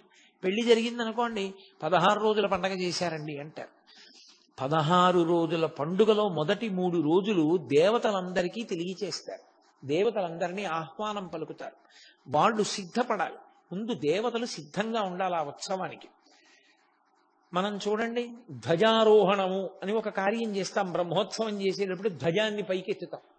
ఆ ధ్వజాన్ని పైకెత్తితే దేవతలందరికీ ఆహ్వానం, ఉత్సవం జరుగుతోంది, వచ్చి మీరు ఉండండి, ఇంకా మీరు ఇతర పనులు పెట్టుకుని వెళ్ళిపోకండి అని చెప్తారు. ఎందుకంటే మీరు ఏదైనా ఒక పెద్ద క్రతువు చేస్తున్నారు అంటే ఆ క్రతువులో దేవతల్ని ముందు పిలవాలి, ముందు వాళ్ళని పిలిచి కూర్చోబెట్టాలి. అందుకే పూర్వం పెళ్లి 3 రోజులు చెయ్యండి అథవా అన్నానికి కారణం అది. దేవతలు రానిది మీకు పండదు. దానికి 1000 మందిని పిలిచి భోజనాలు పెట్టక్కర్లేదు. పితృదేవతల్ని కూడా పిలవాలి. పితృదేవతల్ని కూడా పిలవడానికే దానికి ప్రత్యేకంగా పళ్ళాలు తీసుకొచ్చి మామిడి కొమ్మలతో కొట్టి మంత్రభాగం చేసి పితృదేవతల్ని పిలిచి ఆ ప్రాంగణంలో చెట్ల కొమ్మల మీద అక్కడ ఉండి ఆ క్రతువు చూసి ఆశీర్వచనం చేయమని అడుగుతారు. అలాగే దేవతలందరినీ పిలుస్తారు. దేవాలయ ఉత్సవమైనా అంతే, సమస్త దేవతల్ని ఆహ్వానం చేస్తారు. మీ అందరూ రండి అని పతాకాన్ని పైకెత్తుతారు. అసలు దేవాలయ వ్యవస్థలో గొప్పతనం ఎక్కడుందంటే, ఈశ్వర ఉత్సవానికి సంబంధించినటువంటి మంగళవాద్యం తప్ప లౌకిక మంగళవాద్యము ఈశ్వరుడికి వినపడకూడదు. మీరు బాగా అర్థం చేసుకున్నారో లేదో నేను చెప్పిన మాట. ఒక దేవాలయ ప్రాంగణం ఉందనుకోండి, ఆ దేవాలయ ప్రాంగణం దగ్గర నుంచి ఒక పెళ్లి ఊరిరిగింపు వెళ్ళిపోతోంది. వెళ్ళిపోతున్నప్పుడు వాళ్ళు బాజాలతో భజంత్రీలతో వెడుతున్నారు. అందుకు ధ్వజస్తంభం పెడతారు. ధ్వజస్తంభం కనపడగానే ఆఫ్ చేసేయాలి, ఇక మోగించకూడదు. మీరు గృహప్రవేశానికి ఓ శివాలయం ముందు నుంచి వెడుతున్నారనుకోండి, శివాలయం ముందు కూడా మంగళవాద్యం చేస్తూ వెళ్ళకూడదు. శివాలయానికి అంత దూరంలో ఆఫ్ చేయాలి మంగళవాద్యం. మీరు నిశ్శబ్దంగా వచ్చి శివాలయం ముందు నిలబడి నమస్కారం చేసి శివాలయాన్ని దాటిన తర్వాత మళ్ళీ మంగళవాద్యం చెయ్యాలి. లేకపోతే మీరు ఈశ్వరుణ్ణి గౌరవించినట్టు కాదు, ఈశ్వరుణ్ణి అవమానించినట్టు. మంగళవాద్యం మీ స్వంతంకి పెట్టుకున్న దేవాలయ ప్రాంగణమునందు మ్రోగరాదు. అందుకే పూర్వం అన్ని దేవాలయాలు కట్టేవారు కాదు, ఇబ్బంది ఆచారాన్ని పాటించడం అని. దేవాలయ ధ్వజం కనపడింది అంటే మహారాజులు కూడా దిగిపోయేవారు, రథాలు నడిచేవారు ఆ దేవాలయ ప్రాకారం దాటిపోయేవారు. ఈశ్వరుడు కూడా ప్రాకారముల లోపల ఉండేవాడు, ఆయన ఉత్సవానికి సంబంధించినవి. అందుకే పతాకం పట్టుకోవడం, గొడుగు పట్టుకోవడం, ఇవేవైనా సరే ఈశ్వరుడికే తప్ప. మీరు దేవాలయం రాజద్వారాన్ని దాటితే ఇక మీరు గొడుగు పట్టించుకోవడం, మీరు గొడుగేసుకోవడం, మీరు టోపీలు పెట్టుకోవడం, మీరు తలపాగాలు పెట్టుకోవడం, ఇలాంటి పనులిక చేయకూడదు. ఎవరికైనా అలా కట్టి తీసుకెడితే వారు మహాభక్తులని గుర్తు. మహాభక్తులని గుర్తు ఏమిటంటే వారిని రాజద్వారం దగ్గరే ఆపి ఆ ప్రత్యేకంగా వస్త్రాన్ని తలకి కట్టి వారిని పూర్ణకుంభం చూపించి ఆ పైకి ఉండే మామిడి మండలతో పూర్ణకుంభం వచ్చిందంటే లోపల ఉన్న ఈశ్వరుడు వచ్చాడని గుర్తు. అప్పుడు దాన్ని ముట్టుకుంటారు 2 చేతులతో. ముట్టుకుంటే పార్వతీ పరమేశ్వరుల పాదాలు ముట్టుకున్నారని, లోపల ఉన్న ఈశ్వరుడు స్వాగతం చెప్పడానికి బయటికి వచ్చాడు, అంతటి మహాభక్తుడు వచ్చాడని గుర్తు. ముందు పూర్ణకుంభం వెడుతోంది కాబట్టి మంగళవాద్యం చెయ్యాలి. పూర్ణకుంభం లేకుండా మంగళవాద్యం చేయకూడదు, అది మళ్ళీ ఈశ్వరుడి పట్ల అవమానం అవుతుంది. కాబట్టి అంత గౌరవం, అంత నియమాన్ని మన వాళ్ళు విధించారు. అంటే 16 రోజుల పండుగగా దేవతలందరినీ ఆహ్వానం చేస్తారు. అలా ఆహ్వానం చేస్తే మొదటి 3 రోజులు దేవతలకి సిద్ధం చేస్తారు. అంటే పతాకాన్ని పైకెత్తి ఆ మంటపాలన్నిటినీ కూడా సిద్ధం చేసి ఆ మంటపాల్లోకి ముందు ప్రధానమైనటువంటి దైవం ఎవరో ఆయన వస్తారు. అరుణాచలంలో ప్రధాన దైవం అపితకుచాంబా సమేత అరుణాచలేశ్వరుడు, ఆయన వస్తారు. ఆయన పల్లకీలో వచ్చి అక్కడ సింహాసనం మీద కూర్చుంటారు. అలా ఎన్నాళ్ళు? 16 రోజులు ఉండాలి. అక్కడే ఉంటాయి ఉత్సవమూర్తులు. ఉత్సవమూర్తి అంటే ధ్రువమూర్తి పనుపున తిరుగుతాడు చరమూర్తి. ఆయన్ని కూర్చోపెట్టి 3 రోజులు దేవతాహ్వానమే చేస్తారు. 10 రోజులు ఉత్సవము అన్న మాటకు అర్థం ఏమిటి? ఎందరో ఎదురు చూస్తుంటారు ఈశ్వరుణ్ణి చూడాలని. ఇంతమంది ఆలయంలోకి వెళ్ళి చూడగలిగారో చూడలేకపోయారో ఒకెత్తు, భక్తులు ఈశ్వరుణ్ణి చూడాలని ఎలా తాపత్రయపడతారో, అరే రేనా ఉత్సవం అని ఇంతమంది పిల్లలు వచ్చారు, ఇన్ని లక్షల మంది పిల్లలు వచ్చారు, వీళ్ళందరినీ నేను చూడొద్దు అని ఈశ్వరుడికి తాపత్రయం ఉంటుంది. తల్లికి తండ్రికి షష్ఠి పూర్తి జరుగుతోందండి. కొడుకులు వచ్చారు, కోడళ్ళు వచ్చారు, కూతుళ్ళు వచ్చారు, అల్లుళ్ళు వచ్చారు, వియ్యాలారు వచ్చారు, మనవలు వచ్చారు, ముని మనవలు వచ్చారు. వాళ్ళు తాతగారి దగ్గరికి వెడతారా? తాతగారు కూడా సంతోషంగా గబగబా బయటకు వచ్చి, ఒరే నాన్న వచ్చావా, రండి రండి రండి రండి, ఒరే మీరు రాకపోతే ఎక్కడరా, శోభ ఎక్కడరా, మంచి పని చేశారా, వచ్చేసారని కౌగిలించుకుని ఇంటికి తీసుకెడతాడా రైల్వే స్టేషన్కి వచ్చి? ఎంత పెద్ద ఆయనైనా, ఎంత షష్ఠి పూర్తి జరుగుతున్నా ఆయన కూడా వీళ్ళ మీద ప్రేమ ప్రకటిస్తాడా, ప్రకటించడా? ఆ కుర్చీలో కూర్చొని తొడ మీద ఒక్కొక్క మనవడిని కూర్చోబెట్టుకుని మురిసిపోతాడా, మురిసిపోడా? మరి మురిసిపోయినట్టు పరమేశ్వరుడు మురిసిపోవద్దు. ఆయన ఒక్కడు బిగదీసుకుని లోపల కూర్చుని మీ అందరూ ఉత్సవం క్యూలో రండి అంటాడేంటి? ఆయన వస్తాడు బయటికి. అందుకే 10 రోజులు 10 వాహనముల మీద వస్తాడు. అందుకే తిరువణ్ణామలైలో, అరుణాచలంలో ఈ కార్తీక జ్యోతికి 10 రోజులు 10 వాహనముల మీద వచ్చేటప్పుడు ఆయన ఒక రోజున వెండితో చేయబడినటువంటి నంది, అంటే తెల్లగా ఉంటుంది. నందీశ్వరుడు ఎంత తెల్లగా ఉంటాడో అంతటి తెల్లని నంది వాహనారూఢుడై పార్వతీ పరమేశ్వరులు ఆలయ ప్రాకారాన్ని చుడతారు, చుట్టి వస్తారు. దాన్ని ఊరిరిగింపు అంటారు. ఊరిరిగింపు అంటే ఊరంతటినే ఆయనకి చెప్తారు, అయ్యా ఇదిగోనండి బలానాయన బలానాయన బలానాయన కాకినాడ నుంచి కోటేశ్వరరావు అండి వాడు వచ్చాడు చూడడానికి అని చెప్తారు. చెప్తున్నారని గుర్తు. అందుకని అర్చకులు కూడా ఉంటారు దాని మీద. ఆయన ఒక్కడే బిక్కు బిక్కుమంటే వెళ్ళకూడదు, బ్రాహ్మణులు ఉంటారు అర్చకులు, వాళ్ళు చెప్పారనే గుర్తు. ఇప్పుడు పరమేశ్వరుడు సంతోషంగా వాళ్ళందరినీ చూస్తూ ఆ వాహనం మీద వెడతాడు. ఇప్పుడు ఆయన పరమ ప్రసన్నుడై మనని చూశాడు కాబట్టి మన జీవితానికో సార్థక్యత. ఆయన ఆంతరంగిక పరివారంలో మనం ఒకళ్ళం అయ్యాం. ఉత్సవంలో వెళ్ళినప్పుడు వాహనం మీద తిరుగులాడుతుండగా చూశాము అంటే ఆయన్ని మనం చూశాం కాదు, మనని ఆయన చూశాడు. దేవాలయంలోకి మనం వెడితే మనం ఆయన్ని దర్శనం చేయడానికి వెళ్ళాం, మన భక్తి వలన ఆయన మనని చూడాలి. ఉత్సవంలో వాహనం మీద బయటకు వస్తే ఆయన మనని చూడ్డానికే బయటకు వచ్చాడు. కాబట్టి 10 రోజులు వాహనం మీద ప్రత్యేకంగా ఒక్కొక్క రోజు ఒక్కొక్క వాహనం మీద ప్రాకారం అంతా ప్రదక్షిణం చేస్తాడు పరమేశ్వరుడు కూడా. ఇక కార్తీక పౌర్ణమి రోజున భక్తులందరూ తీసుకొచ్చి ఇచ్చినటువంటి ఆవు నీతినంతటినీ కూడా ఒక పెద్ద కళాయిలో పోస్తారు. అందుకే ఒక్క అరుణాచల క్షేత్రంలో వెలిగించేటటువంటి దీపం ఒక్కొక్కసారి 4 రోజులు 5 రోజులు కూడా వెలుగుతుంది. తిరువణ్ణామలై అసలు ఎక్కడ అంగుళం కూడా ఖాళీ ఉండదు అంటారు. కొన్ని లక్షల మంది జనంతో నిండిపోతుంది. ఇన్ని లక్షల మంది ఎదురు చూస్తుంటారు ఆ జ్యోతి వెలగడానికి.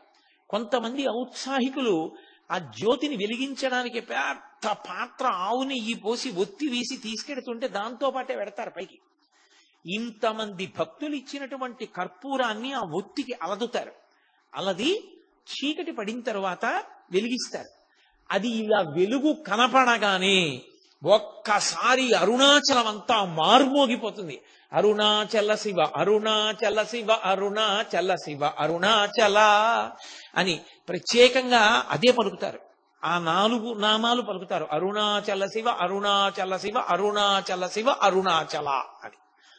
ఆ నామం ప్రతిధ్వనించిపోతుంది, దిక్కులు మార్మోగిపోతాయి ఆ నామంతో. అప్పుడు అక్కడ జ్యోతి వెలిగించగానే ఇంటింటా జ్యోతులు ఇస్తారు, ప్రతి ఇంట. ఇన్ని జ్యోతులతో అసలు మీరు ఆ అరుణాచల క్షేత్రాన్ని చూస్తే ఎక్కడ చూసినా జ్యోతులే. ఇన్ని లక్షల మంది ఆ జ్యోతి వెలుగుతూ ఉండగా పర్వతం మీద ఆ పౌర్ణమి నాడు ప్రదక్షిణం చేస్తారు. కార్తీక పౌర్ణమి నాడు ప్రదక్షిణం చేయడం అంటే మీరు నడవడానికి ఏం ఉండదు. మీరు అంగుళం ఖాళీ వస్తే కాలు కదుపుతూ వెడుతూ ఉండడమే, అంతే. అలా తిరుగుతారు. అసలు అది జనం ఇలా ఇలా నడుస్తూ ఆ గిరి చుట్టూ తిరిగే స్థితిని చూడడం చాలు, అంత అద్భుతంగా ఉంటుంది. కొండంతా జనంతో నిండిపోతుంది. అంత పెద్ద జ్యోతి వెలుగుతూ ఉంటుంది. భగవాన్ రమణుల గురించి సూర్యనాగమ్మ గారి లేఖల్లో మహాతల్లి వర్ణించారు.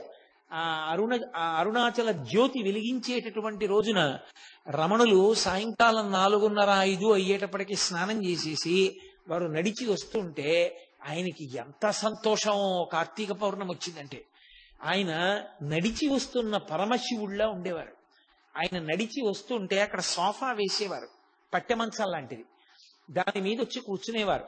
భక్తులందరూ గిన్నెల్లోనూ పళ్ళు పదార్థాలు అన్నీ తీసుకొచ్చి చుట్టూ పెట్టేవారు. బ్రాహ్మణులందరూ కూడా పక్కన నించుని ఉండేవారు. ఆ కొండ మీద అరుణాచల జ్యోతి వెలిగేది. రమణాశ్రమం వెనక గేట్లోంచి స్కందాశ్రమానికి వెళ్ళొచ్చు. పైన ఆ గేటుకి యువత భగవాన్ రమణులు పడుకునేవారు. చుట్టూ అందరూ కూర్చునేవారు. ఒక పక్క పౌర్ణమి చంద్రుడు.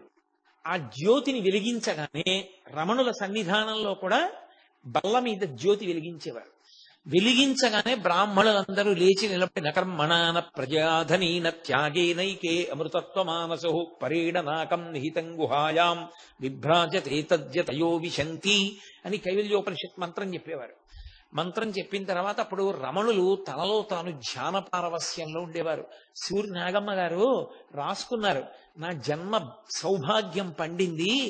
ఒక పక్క చూస్తే ఆకాశంలో పౌర్ణమి నాటి చంద్రబింబం, ఓ పక్కిలా తల తిప్పితే కొండ మీద వెలుగుతున్నటువంటి జ్యోతి, ఒక పక్కిలా తల తిప్పితే ఆ జ్యోతి కాంతి ముఖం మీద పడుతుండగా పరవశించిపోతున్న అపరపరమేశ్వరుడు భగవాన్ రమణులు.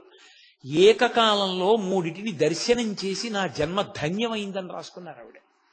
కాబట్టి రమణులు కూడా అంత పొంగిపోయేవారు. అన్ని గిన్నెల్లో పదార్థాన్ని నైవేద్యం పెట్టి అందరూ ప్రసాదంగా తీసుకుని గిరి ప్రదక్షిణానికి బయలుదేరిపోయేవారు.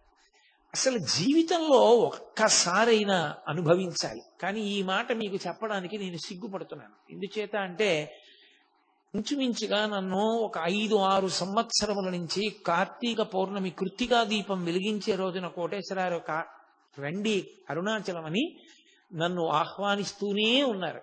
కానీ ఎప్పుడూ ఏదో హడావిడే.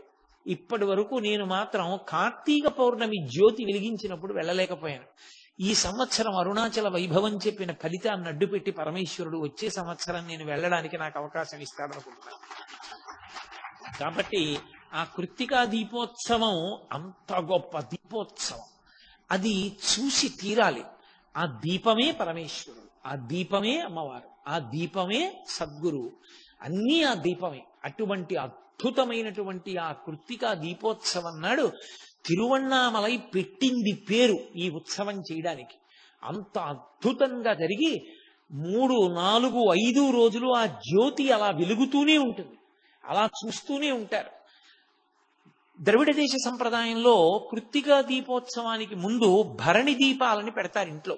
అశ్వని భరణి కృత్తిక అని కదా, భరణి దీపము అని పెడతారు. అంటే 5 దీపాలు వెలిగిస్తారు ముందు రోజు.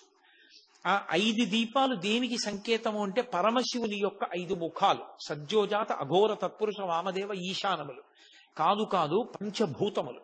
పరమేశ్వరుడు ఈ సమస్త బ్రహ్మాండాన్ని దేనితో నిర్మాణం చేశాడంటే పంచభూతములే. బయట పంచభూతములే, పిండాండమునందు పంచభూతములే. పృథివీ ఆపస్ తేజో వాయు ఆకాశములు. బయట అవే ఉంటాయి, మట్టి ఉంటుంది.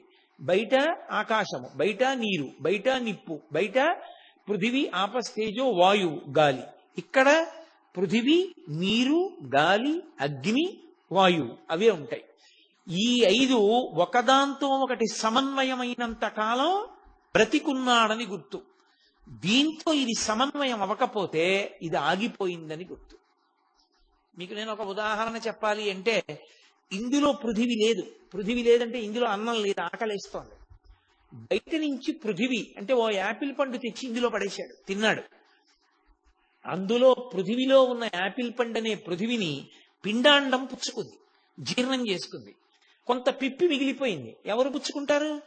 మళ్ళీ బ్రహ్మాండమే పుచ్చుకుంటుంది పొద్దున్నే ఆ పిప్పిని.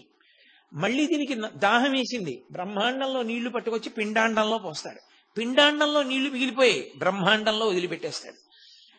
పిండాండానికి ఊపిరి వాయువు కావాలి, బ్రహ్మాండంలోంచి పుచ్చుకుంటాడు. మలినమైన వాయువు వదిలిపెట్టాలి, బ్రహ్మాండం పుచ్చుకుంటాడు. ఈ బ్రహ్మాండ పిండాండ సమన్వయమునకు జీవితం అని పేరు.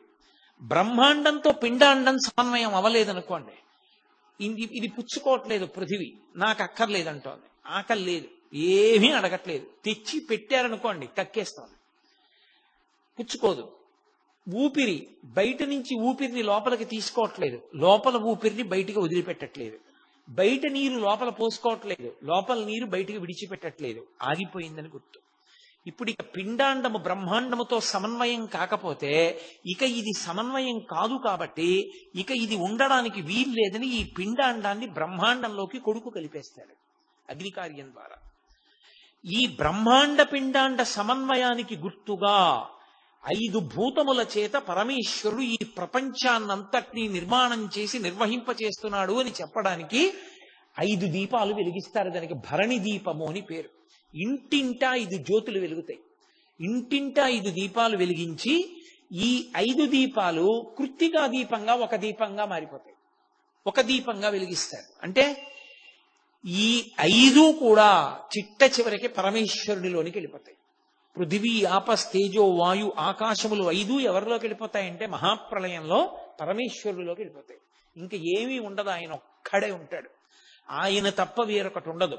దానికి సూచనగా కృత్తికా దీపాన్ని ఒక జ్యోతిని వెలిగిస్తారు. ఇలా భరణి దీపము కృత్తికా దీపము అని 2 దీపాలుగా ఇళ్లల్లో వెలిగిస్తారు. దేవాలయంలో మాత్రం కృత్తికా దీపోత్సవము అన్న పేరుతో ఒక్క దీపాన్ని కొండ మీదకి తీసుకెళ్లి వెలిగిస్తారు.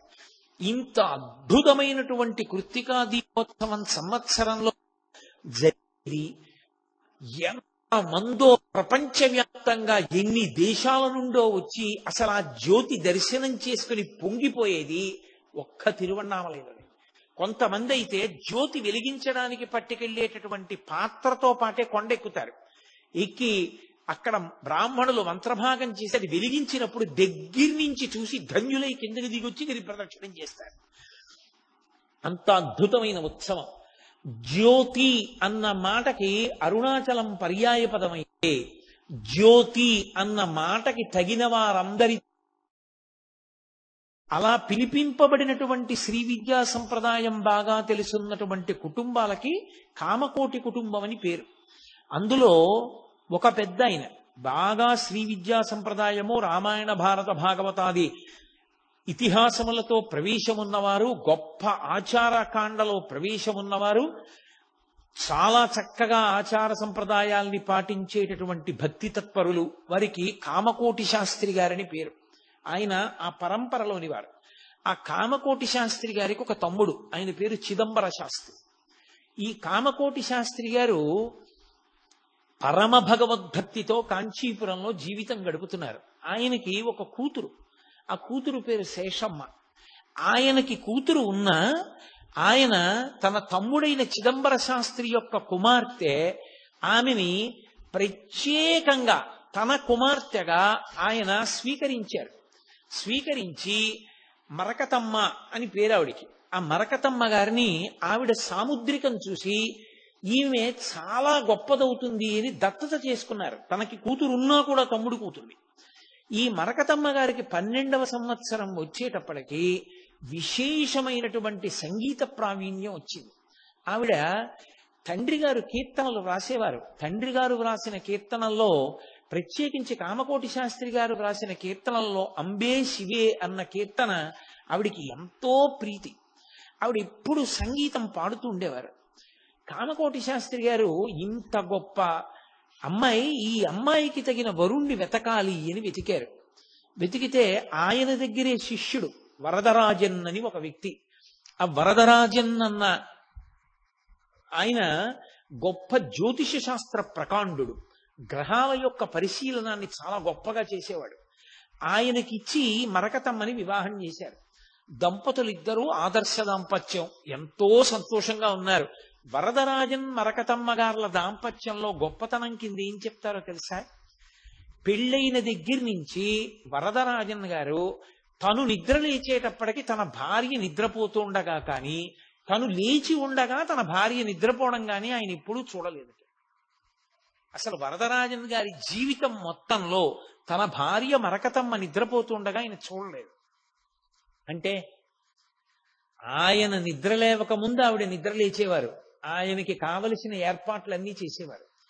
ఆయన నిద్రపోతున్నప్పుడు కాళ్ళొత్తి ఆయన నిద్రపోయిన తరువాత ఆవిడ నిద్రపోయేవారు. ఆవిడ ఇంటికొచ్చిన అతిథుల్ని అంత సత్కరించేవారు. అందుకని మధ్యాహ్న నిద్ర కూడా లేదు ఆవిడికి. యజమాని భర్త తెలివిగా ఉండగా ఆమె నిద్రపోయిన సందర్భం భర్తకే తెలియదు. అంతటి మహాపతివ్రత, అంతగా భర్తని అనుగమించింది ఆవిడ. చాలా సంవత్సరాలు అయిపోయింది, సంతానం మాత్రం కలగలేదు. ఏమిటి సంతానం కలగలేదు వీళ్ళకని వీళ్ళకన్నా కూడా ఎక్కువ బెంగ పెట్టుకున్నవారు కామకోటి శాస్త్రి గారు. ఈ పిల్లని దత్తత చేసుకున్నాను, ఈ పిల్ల యొక్క గుణగణాల్ని చూసి ఇంత మంచి పిల్ల అని ఈ పిల్లని వరదరాజన్కి ఇచ్చి వివాహం చేశాను, కానీ ఈ పిల్లకి సంతానం కలగలేదని బెంగ పెట్టుకుని ఆయన కామాక్షి పరదేవతని ప్రార్థన చేశారు. ప్రార్థన చేసి, అమ్మా నాకు తెలుసున్న జ్యోతిష్యంలో గ్రహాల కదలికలు చూసి వీరిద్దరూ ఒకరికొకరు తగిన వారిని వివాహం చేశాను, సంతానం కలగట్లేదు.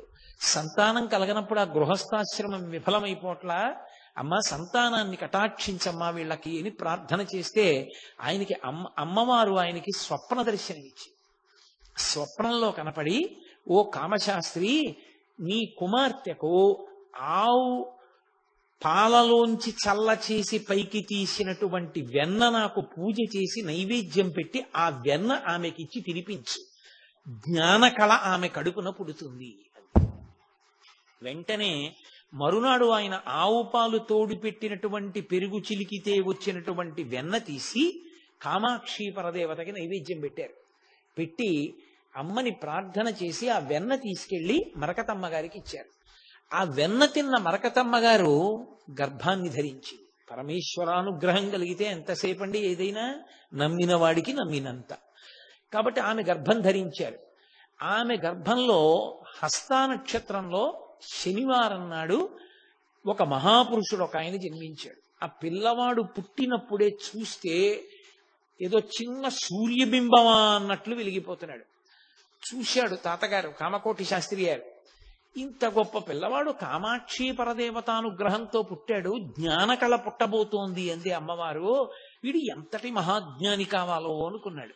అనుకుని శనివారం నాడు పుట్టాడు కనుక వెంకటేశ్వర స్వామి వారి యొక్క ప్రసాదంగా భావన చేసి ఆ పిల్లవానికి తన పూర్వీకుల యొక్క పేరుని గుర్తుంచుకుని శేషాద్రి అని నామకరణం చేశారు. ఆ పిల్లవాడు పెరిగి పెద్దవాడు అవుతున్నాడు. ఆయన ఎప్పుడూ తనలో తాను ఏదో చింతన చేస్తున్నట్లుగా ఉండేవాడు ఆ పిల్లాడు. ఒక రోజున ఆ తల్లిగారు మరకతమ్మ గారు రోజు కామాక్షి పరదేవత దర్శనానికి వెళ్ళేది. ఈ పిల్లవాడిని ఎత్తుకుని ఆవిడ వెడుతోంది. ఆ కామాక్షి దర్శనానికి వెడుతుంటే ఆ రహదారికి రెండు వైపుల అంగళ్లలో బొమ్మలు అమ్ముతున్నారు. ఈ పిల్లవాడు అమ్మ చంకలోంచి కిందకి దిగి మెల్లిగా పరిగెత్తుకుంటూ వెళ్ళి అప్పుడే కొట్టు తెరిచాడు ఒక వ్యక్తి. నవనీత కృష్ణుడు అంటారు. నవనీత కృష్ణుడు అంటే వెన్న తింటున్న కృష్ణుడు. అది ప్రత్యేకంగా మీరు ఎప్పుడైనా చూడగలిగితే చూడండి, అది చాలా గొప్పగా ఉంటుంది. గురువాయూరులో కృష్ణ భగవానుని యొక్క మూల విరాట్ ఉన్న చోట కుడివైపు మీకు ప్రత్యేకంగా అది అనుమతిస్తేనే చూడగలరు, లేకపోతే కుదరదు. గోడ మీద ఉంటాడు, తామర పువ్వులో కూర్చుని వెన్న తింటుంటాడు. నవనీత కృష్ణ అంటారు. ఆ దర్శనం చాలా గొప్పది.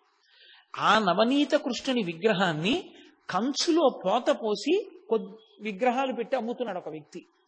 ఈ పిల్లవాడు ఈ జనంలో తప్పించుకుని పరుగు పరుగున వెళ్ళి ఆ కొట్టు అప్పుడే తెరిచి బొమ్మలు పేరుస్తున్న వ్యక్తి యొక్క చెయ్యి పట్టుకుని అన్నాడు, నాకు ఆ కృష్ణ పరమాత్మ విగ్రహం ఇవ్వవా, పూజ చేసుకుంటాను అన్నాడు. ఆ కొట్టు అతనికి చాలా ముచ్చటేసింది. ఏమిట్రా ఇంత చిన్న పిల్లాడు విగ్రహం ఇవ్వా, నేను పూజ చేసుకుంటానంటాడేమిటి? వెంటనే తీసి ఆ విగ్రహం ఆయన చేతిలో పెట్టాడు. ఆ పిల్లవాడు విగ్రహం పట్టుకుని తల్లి దగ్గరికి పరిగెత్తుకొచ్చాడు. తల్లి వెతుక్కుంటోంది ఏడి పిల్లవాడని. అమ్మా అమ్మా నేను స్వామిని తెచ్చుకున్నానమ్మా, పూజ చేసుకుంటానన్నాడు. అయ్యో ఎక్కడ తెచ్చావరా, తప్పు, అలా డబ్బులు ఇవ్వకుండా తేకూడదని తల్లి గబగబా అంగడి దగ్గరికి వెళ్ళి, ఏవో పిల్లవాడు తెలియక అడిగాడు, ఆయన డబ్బులు ఇస్తానది. ఆయన అన్నాడు, ఆ పిల్లవాడు వచ్చి అడిగిన ఆర్తి చూస్తే ముచ్చటేసిందమ్మా, స్వామిని ఇవ్వవా, పూజ చేసుకుంటా అన్నాడు. వద్దులే అమ్మా డబ్బులు, ఇంకా నాకు బోణి అవ్వలేదు, అయినా పిల్లవాడిని చూస్తే నాకు ఎందుకో ఇవ్వాలనిపించింది, తీసుకెళ్ళమ్మా అన్నాడు. ఆ నవనీత కృష్ణుడిని పట్టుకుని కామాక్షి అమ్మవారి దర్శనం చేశారు. వెనక్కి వెళ్ళిపోయారు, ఇంటికి వెళ్ళిపోయారు. మర్నాడు పిల్లాడిని ఎత్తుకుని మళ్ళీ బయలుదేరింది మరకతమ్మ గారు. ఆవిడ రోజు కామాక్షి పరదేవత దర్శనం చేసేది. గుళ్ళోకి వెడుతోంది. ఈ అంగళ్ళలో ముందు రోజు ఆ కంచు విగ్రహాన్ని అమ్మినటువంటి వ్యక్తి పరుగు పరుగున వచ్చాడు. బంగారు చేతుల శేషాద్రి, బంగారు చేతుల శేషాద్రి అని అరుస్తూ వచ్చాడు. హస్తా నక్షత్రం లోకాన్ని పరిపాలించగలదు అని, హస్త అంత గొప్ప నక్షత్రం కాబట్టి పరుగు పరుగున వచ్చి బంగారు చేతుల శేషాద్రి అని పిల్లవాడి రెండు చేతులు పట్టుకుని తల మీద పెట్టుకుని ఆ పిల్లవాడి కాళ్ళ మీద పడిపోయాడు. తల్లిగారు తెల్లబోయారు, ఏమైందయా, ఎందుకు అలా పిల్లాడి కాళ్ళ మీద పడిపోతున్నావు, చేతులు పట్టుకుంటున్నావు, బంగారు చేతులు అంటావు, ఏమిటి అల్లరంది ఆయన అన్నాడు, అమ్మా ఇన్నాళ్ల నుంచి ఇక్కడ ఇవి అమ్ముతున్నాను, ఎంత పెద్ద తిరణాళ్లు జరిగినా 100 విగ్రహాలు అమ్మిన రోజు లేదు. కొట్టు తెరవగానే ఈ పిల్లవాడు వచ్చి నాకొక్క స్వామిని ఇవ్వవా, పూజ చేసుకుంటానన్నాడు. అమ్మా నువ్వు చెప్తే నమ్మవు, నిన్న ఒక్కరోజు 1000 విగ్రహాలు అమ్మానమ్మా ఈ పిల్లవాడు చేత్తో ముట్టుకుంటే అన్నాడు. ఒక్కరోజు 1000 విగ్రహాలు. అప్పటి నుంచి ఆ పిల్లవాడిని బంగారు చేతుల శేషాద్రి అని పిలుస్తుండేవారు. ఆయన అన్నం కూడా తినేవారు కాదు, వెళ్ళి కూర్చుని ఎప్పుడు తనలో తానే రమిస్తూ ఉండేవారు.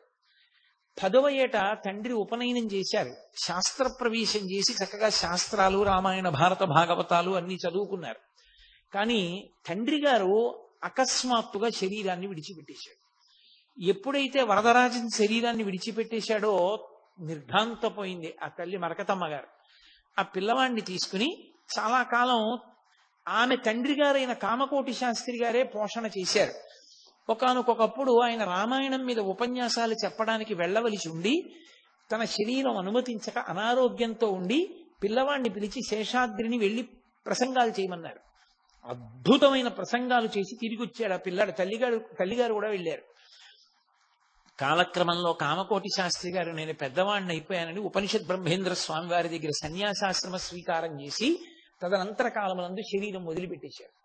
వీళ్ల పోషణ భారం వరదరాజన్ గారి తమ్ముడైనటువంటి రామస్వామి అని ఆయన పేరు. ఆ రామస్వామి ఆయన భార్య పేరు కళ్యాణి.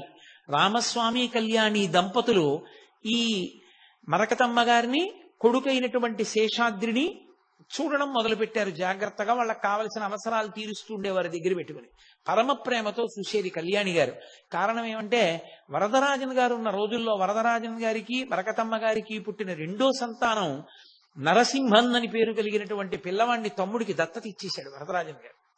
అందుకని తమ్ముడైనటువంటి ఆ రామస్వామికి అన్నగారి సంతానమైనటువంటి శేషాద్రి అన్న, వదిన గారు మరకతమ్మ గారన్న మహాప్రేమ గౌరవం. దగ్గర పట్టుకుని చూస్తున్నాడు. ఈ పిల్లవాడు పెద్దవాడు అవుతున్న కొద్దీ ఏకాంతంలో ఉండడం మొదలుపెట్టాడు. తలుపులేసి కూర్చునేవాడు. అన్నం తినేవాడు కాదు. ఎప్పుడో 1 గంటకో 2 3 బయటికి వస్తూ ఉండేవాడు. రామచంద్రమూర్తి, కామాక్షి పరదేవత ధ్యానంలో ఉండి ఉండి ఉండి ఉండి పైకి లేచి ఆ పిల్లవాడు అకస్మాత్తుగా ఒక రోజున తెల్ల కాగితం మీద ఇలా గీశాడు 5 కొండలు. 5 కొండలు వచ్చాయి, 5 శిఖరాలు. ఆ 5 శిఖరాల్ని ఆయనకి తెలియకుండానే పూజా మందిరంలో పెట్టుకుని పూజ చేస్తుండేవాడు. అవి ఏమిటో ఎందుకు గీశాడో ఆయనకే తెలియదు. అలా ఎక్కడైనా ఉన్నాయో కూడా ఆయనకి తెలియదు. ఆయన పూజ చేస్తుండేవాడు. ఒక రోజున ఆయన ధ్యానంలో ఉన్నారు. పచ్చటి పసుపు రంగులో ఉన్న పాము ఒకటి వచ్చి ఆయనని వెన్నుపాము దగ్గర నుంచి పైకి పాకి కంఠాన్ని చుట్టుకుని తలమించి పడగలు విప్పింది. చల్లగా ఉంది, ఏదో పాకుతోందని చూసే లోపల అది కంఠాన్ని చుట్టుకుని పడగ విప్పింది. ఆయన ఒక్కసారి కళ్ళు విప్పి పైకి చూసి ఇలా చూశారు. పచ్చటి బంగారు రంగులో ఉంది పాము. ఓ కామాక్షి పరదేవత నన్ను అనుగ్రహించింది అనుకున్నారు. ఆయన చెవిలో వినపడింది, నీకు పరదేవతానుగ్రహం కలిగింది, నిన్ను కన్న తల్లి వెళ్ళిపోతోంది అని వినపడింది. వెంటనే ఆయన అమ్మని చూడ్డానికి పెరట్లోకి వెళ్ళారు. చెట్టు కింద ఉన్నారు మరకతమ్మ గారు. ఆశ్చర్యకరమైన సంఘటన ఆ రోజున జరిగింది. ఈ పిల్లవాడు శేషాద్రి అమ్మ దగ్గరికి వెళ్ళాడు. అమ్మ గభాలను లేచి కూర్చుని పిల్లాడిని దగ్గరికి తీసుకుని చెయ్యి పట్టుకుని ఉంచి 2 శ్లోకాలు చెప్పారు ఆవిడ. ఒకటి శంకర భగవత్పాదుల శ్లోకం, సత్సంగత్వే నిస్సంగత్వం, నిస్సంగత్వే నిర్మోహత్వం, నిర్మోహత్వే నిశ్చలతత్వం, నిశ్చలతత్వే జీవన్ముక్తి. ఆవిడ 2వ శ్లోకాన్ని దర్శనాత్ అప్రసదసి జననాత్ కమలాలయే కాశ్యాంతు మరణాన్ముక్తి స్మరణాత్ అరుణాచలే, ఈ 2 శ్లోకాలు చెప్పి పడిపోతూ పడిపోతూ తన చేత్తో పిల్లవాడి గుండెల మీద 3 మాటలు గట్టిగా కొట్టారు. అరుణాచల అరుణాచల అరుణాచల అని అరుస్తూ కొట్టింది ఆవిడ. కొట్టి అరుణాచలాన్ని మరిచిపోకు, అరుణాచలాన్ని నమ్ముకో అని చెప్పి ప్రాణం వదిలేసింది. ఆ వదిలేసే ముందు ఆవిడ ఆఖరి కోరిక కోరింది, మా నాన్నగారు రచన చేసిన అంబే శివే అన్న కీర్తన పాడు, నేను పాడినంతసేపు పాడతాను, తర్వాత పడిపోతాను. ఆయన పాడుతున్నారు, ఆవిడ పాడుతూ శరీరం వదిలిపెట్టేసి. అమ్మ ఎందుకు నా గుండెల మీద 3 మార్లు కొట్టి అరుణాచల అరుణాచల అరుణాచల అంది, అరుణాచలాన్ని నమ్ముకో అరుణాచలాన్ని నమ్ముకో అంది. ఏమిటి అరుణాచలం ఆయనకు అర్థం కాలేదు. కామాక్షి పరదేవత మంటపంలోకి వెళ్ళేవారు, కూర్చుంటుండేవారు, ధ్యానం చేస్తుండేవారు. అమ్మగారు బతికున్న రోజుల్లోనే ఒక విచిత్రం జరిగింది. ఈ పిల్లవాడికి పెళ్ళన్నా చెయ్యాలని ఆవిడ తాపత్రయం. ఈయనకి ఈ పిల్లవాడి అత్త కూతురు ఉండేది, ఆమె పేరు దేవి. ఆమెనిచ్చి పెళ్లి చేద్దాం అనుకున్నారు. ఎలాగో పినతండ్రి రామస్వామి గారికి జ్యోతిష శాస్త్ర పరిజ్ఞానం ఉంది. ఆయన జాతకం చూసి అన్నారు, వీడికి ఎవరు పిల్లనివ్వరు, వీడికి సన్యాస యోగం ఉంది, వీడు మహాజ్ఞాని, వీడి సన్యాసి అవుతాడు, వీడికి సంసారం లేదన్నారు. అమ్మగారు బెంగ పెట్టుకున్నారు. అన్నట్టే ఆ దేవికి మారు సంబంధం కుదిరిపోయింది, పెళ్ళైపోయింది. తల్లిగారు వెళ్ళిపోయారు. ఈ పిల్లవాడు అన్నం తినేవాడు కాదు, శరీరం పాడైపోతుందనేవారు. ఎప్పుడూ ధ్యానంలో ఉండేవాడు. ఒకనాడు ఒక పండితుడు వచ్చి ఈయనతో రుద్ర సంబంధమైన విషయముల మీద వాదించాడు. వాదిస్తున్నప్పుడు శ్మశానంలో మంత్రజపం చేస్తాను అని ప్రమాణవాక్కు చూపించి, నాకెందుకు ఈ ఇల్లు అన్నం తినలేదు, ఈ గొడవ నాకెందుకు, నేను శ్మశానంలో కూర్చుంటానని ఈ పిల్లవాడు వెళ్ళి శ్మశానంలో కూర్చుని జపం మొదలెట్టాడు. పిన్నతండ్రికి కోపం వచ్చి, నువ్వు శ్మశానంలో కూర్చుంటే ఇంటికి రావద్దాను. నేను రానింటికి అన్నాడు. కొంతకాలం గడిచేటప్పటికీ తండ్రి అంటే శేషాద్రి గారి తండ్రి వరదరాజన్ తద్దినం వచ్చింది. తద్దినం పెట్టాలంటే కొడుకు ఉండాలి. అందుకని శ్మశానం దగ్గరికి వెళ్ళి పిన్ని బాబయ్య పిలిచారు, ఒరే ఇంటికి వచ్చి తద్దినం పెట్టరా అన్నారు. ఆయన అన్నాడు, నాకు తల్లి ఎవరు, నాకు తండ్రి ఎవరు, నేను సన్యాసిని, నాకెవరు లేరు అన్నాడు. ఆయనకి కోపం వచ్చి పినతండ్రి పిల్లాన్ని పట్టుకుని కాళ్ళు చేతులు కట్టి తీసుకొచ్చి గదిలో బారేసి తలుపేసాడు. తద్దినం అన్నా పెట్టు, తద్దినం అన్నా పెట్టకుండా తిరుగుతావెవరాను మరి. తద్దినం పెట్టడానికి అన్ని ఏర్పాట్లు అయ్యాయి. ఆ పిల్లవాడిని బయటికి తీసుకొద్దామని తలుపు తీశారు. పిల్లవాడు లేడు ఆ గదిలో. వేసిన తలుపు వేసినట్టే ఉంది, దానికి ఇంకో ద్వారం లేదు, ఇంకో కిటికీ లేదు. కానీ పిల్లవాడు మాత్రం లేడు. అప్పుడు ఆయన నిశ్చయించుకున్నారు, ఇంకా వీడు యోగి పురుషుడు అయిపోయాడు, వీడిని కామాక్షి పరదేవతే తప్పించేసింది, ఇక వీడి సామాన్య బంధనాల్లో ఇమడడు అనుకున్నారు. ఇంతలో కొంతకాలానికి కాంచీపురానికి ఒక మహానుభావుడు బాలాజీ స్వామి వారిని పేరు కలిగినటువంటి ఒక సన్యాసి, ఒక పరివ్రాజకుడు ఒక ఆయన వచ్చారు. వచ్చి ఆయన సన్యాస దీక్ష ఇచ్చారు ఈ పిల్లవాడికి. అదే పేరుతో ఇచ్చారు, శేషాద్రి స్వామి అన్న పేరుతోటి ఇచ్చారు. సన్యాసం కూడా తీసుకున్నాడు. ఇంకా ఆయనకి దేని మీద వ్యామోహం లేదు. బయలుదేరారు. తిన్నగా అనేక క్షేత్రాలు చూస్తూ అరుణాచల క్షేత్రానికి చేరుకున్నారు. ఆయన అరుణాచలానికి చేరుకున్నప్పుడు విచిత్రం ఏంటంటే, మనందరం కూడా సాధారణంగా ఇటువైపు నుంచి వెళ్లే వాళ్ళందరం కూడా వెళ్ళినప్పుడు బస్సులో పంచశిఖరాల వైపు నుంచి ఏ రోడ్లో పెడతామో ఆ రోడ్లో వెళ్ళారు. వెళ్ళేటప్పటికే ఆయనకు ఒక ఆశ్చర్యం కనపడింది. తను ఒకనాడు కాగితం మీద ఏ 5 శిఖరాల బొమ్మ గీశారో ఆ 5 శిఖరాలే స్వాగతం పలికాయి. ఏమి నా భాగ్యం, ఇదా అరుణాచలం అనుకున్నారు. అరుణాచలంలో ఉన్నటువంటి అరుణాచలేశ్వర దేవస్థాన ప్రధాన అర్చకుడు చూశాడు, కానీ ఆయన తేజస్సు గుర్తుపట్టలేకపోయాడు. సరే, దుర్గమ్మ క్షేత్రంలో కూర్చునేవారు, ఎప్పుడూ జపం చేసేవారు. ఆయన్ని లోకమంతా ఒక పిచ్చివాడు అనుకునేది. మహాత్ములందరినీ పిచ్చివాళ్ళని అనుకుంది ఈ లోకం. ఎందుకని అంటే, చంద్రశేఖర భారతీ స్వామి గారు అంటుండేవారు, శృంగగిరి పీఠాధిపత్యం వహించిన మహాపురుషులు, ఎవరిని పిచ్చివాడు అంటాం? ఎవడు మనకు అర్థం కాలేదో వాడిని పిచ్చాడంటాం. మనకు అర్థం కాలేదు కాబట్టి పిచ్చాడు అంటున్నాం, ఆయనకి మనం అర్థం కాం కాబట్టి మనని పిచ్చివాళ్ళని ఆయన అంటాడు. మనకు అర్థం కాని వాళ్ళందరూ పిచ్చివాళ్ళు అయితే జ్ఞానులు కూడా మనకు అర్థం కారు. అందుకే మనం వాళ్ళని పిచ్చాళ్ళ లెక్కలో కట్టేస్తాం. రామకృష్ణ పరమహంసని, చంద్రశేఖర భారతీ స్వామిని తీసుకెళ్లి మహానుభావుడు శేషాద్రి స్వామిని, వీళ్ళందరినీ పిచ్చాళ్ల కింద లెక్క కట్టడానికి రమణ మహర్షి అంతటి వాళ్ళని రాళ్లతో కొట్టడానికి కారణం అదే. మనకు అర్థం కాదు కాబట్టి పిచ్చాడంటాం. ఆయన మహానుభావుడు పిచ్చివాళ్లే తిరుగుతూ ఉండేవారు. అక్కడ ఉన్నటువంటి ఆ అరుణాచల పట్టణంలో ఈ గృహస్థులందరూ కూడా బయట పారేసినటువంటి పనికిమాలిన వ్యర్థ పదార్థాన్ని బండిలో పోసి పట్టుకెడుతూ ఉండేవారు. ఆయన బండెక్కి కూర్చుని, స్పష్టంగా చెప్పాలంటే పెంటకుప్ప మీద కూర్చుని, ఇది నా కుచ్చుల బండి అంటుండేవారు. అందరూ రాత్రి నిద్రపోతుంటే ఆయన గట్టిగా అరుస్తూ పరిగెడుతుండేవారు. ఆయన నిద్రపోకండి, యముడొచ్చి ఎత్తుకుపోతాడు, నిద్రపోకండి అని అరుస్తూ పరిగెడుతుండేవారు. భగవద్గీతలో అంటారు, యానిషా సర్వభూతానాం తస్యాత్ జాగర్తి సంయమి యస్యాత్ జాగృతి భూతాని సానిషాహ పశ్యతో మునేహే అంటారు. సమస్త జీవులు నిద్రపోతున్న వేళ యోగి మేల్కొని ఉంటాడు. ఆయన నిద్రపోవడం కొన్ని సంవత్సరాల పాటు ఎవరూ చూడలేరు.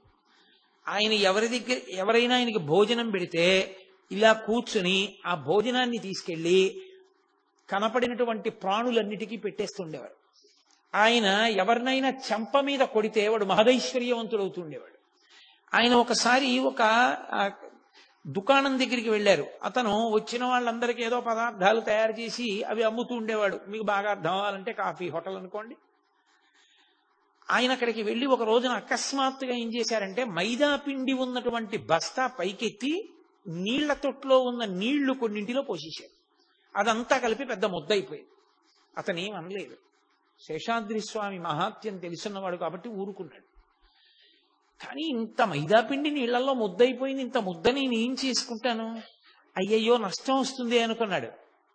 అకస్మాత్తుగా ఓ సర్కస్ కంపెనీ వాళ్ళు తిరువణ్ణామలై వచ్చి, మేము గుడారం అవి వేసుకోవాలి, మాకు సమయం లేదు, నువ్వు 800 పరోటాలు చేసి బగలవా అన్నారు. ఆ మైదాపిండితో కలిపి తొందరగా పరోటాలు చేసి ఇచ్చి ఆ రోజున విశేషమైన లాభం గడించాడు.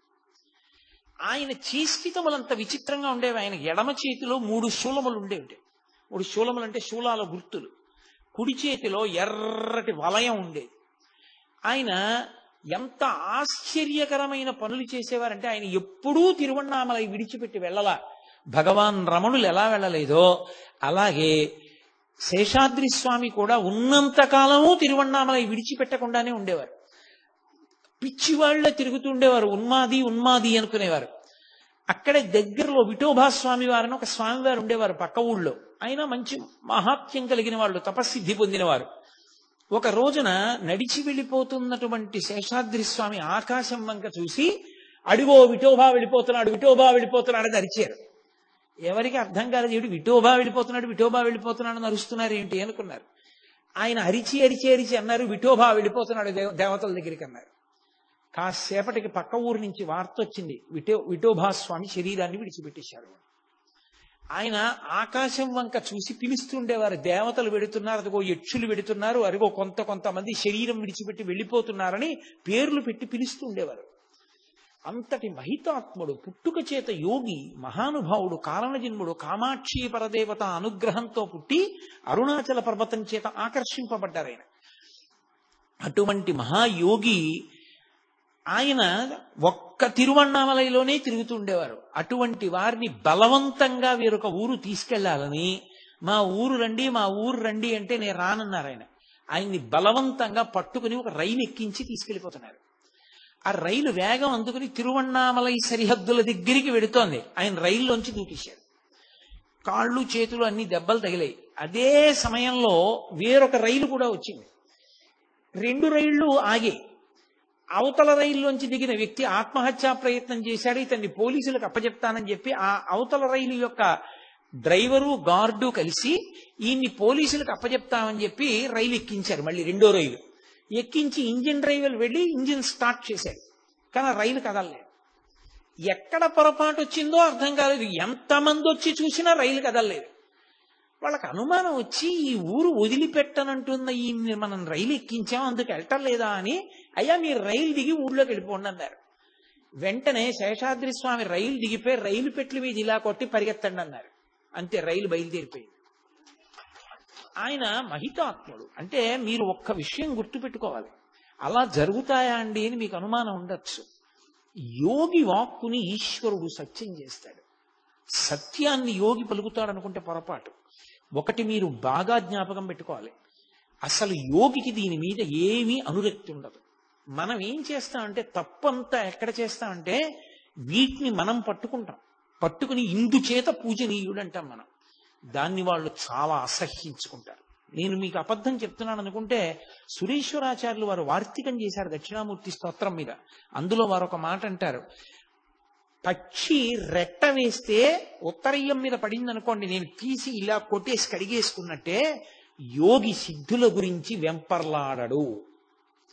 యోగి సిద్ధులను పట్టుకుని యోగిని గొప్పవాడని చెప్పకూడదు. యోగి ఎందుకు సిద్ధులు వస్తాయో తెలుసా?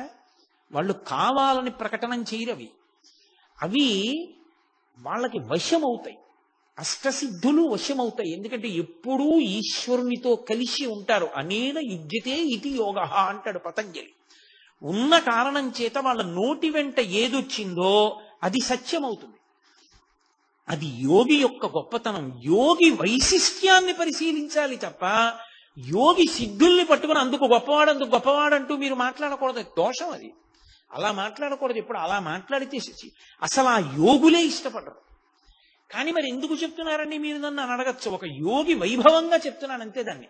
ఆయనకి పరమేశ్వరుడితో ఆయన ఎంత కలిసిపోయి ఉండడం వల్ల ఆయన వాక్కు ఈశ్వర వాక్కు అయిందో మీకు నేను చెప్తున్నాను. ఆయన ఒకనకొకప్పుడు ఒక శవం శ్మశానానికి తీసుకెడుతుంటే దాని వెనక ఆయన వెళ్ళారు. ఆయన శవాన్ని ముట్టుకున్నారు. ముట్టుకున్న శవానికి ఆశీర్వచనం చేశారు. ఆశీర్వచనం చేసి శవం వెనక వెళ్ళిపోతున్నారు. వెళ్ళిపోతుండగా పక్కన ఓ ఇంట్లో పెళ్లి జరుగుతోంది. అకస్మాత్తుగా ఇంట్లోకి వచ్చారు. ఆ ఇంట్లో వాళ్ళు అసహించుకున్నారు. చిచి శవం వెనక అతను వచ్చాడు, శవాన్ని ముట్టుకున్నాడు, పెళ్లి ఇంట్లోకి వచ్చాడు, వద్దంటే లేనిపోని గొడవ. యోగి గబుక్కుని ఏమంటాడో, ఏమంటే ఏమవుతుందో, ఎందుకు వచ్చిన గొడవని. కానీ ఎవరికి ఇష్టం లేదు ఆయన రావడం. చికాగ్గా చూస్తున్నారు. ఆయన తిన్నగా లోపలికి వచ్చేసి వంటింట్లోకి వెళ్ళారు. బోరెడంత సాంబారు వండి తయారు చేశారు సిద్ధంగా.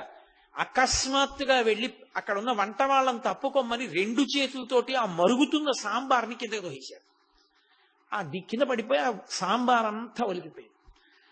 దూర్తుడు ఇలాగే ప్రవర్తిస్తాడు, అర్థం లేను, యోగి అంటాడు, ఏమన్నా అంటాను, నోటితో ఏమంటాడో ఏమవుతుందో అని భయం అని పెళ్లి వాళ్ళందరూ తిట్టుకున్నారు. అందులో అటువైపు సాంబారే కదా మొదట వడ్డించాలి, ఆ సాంబారే కింద పడిపోతే బాధ కదూ వాళ్ళకి.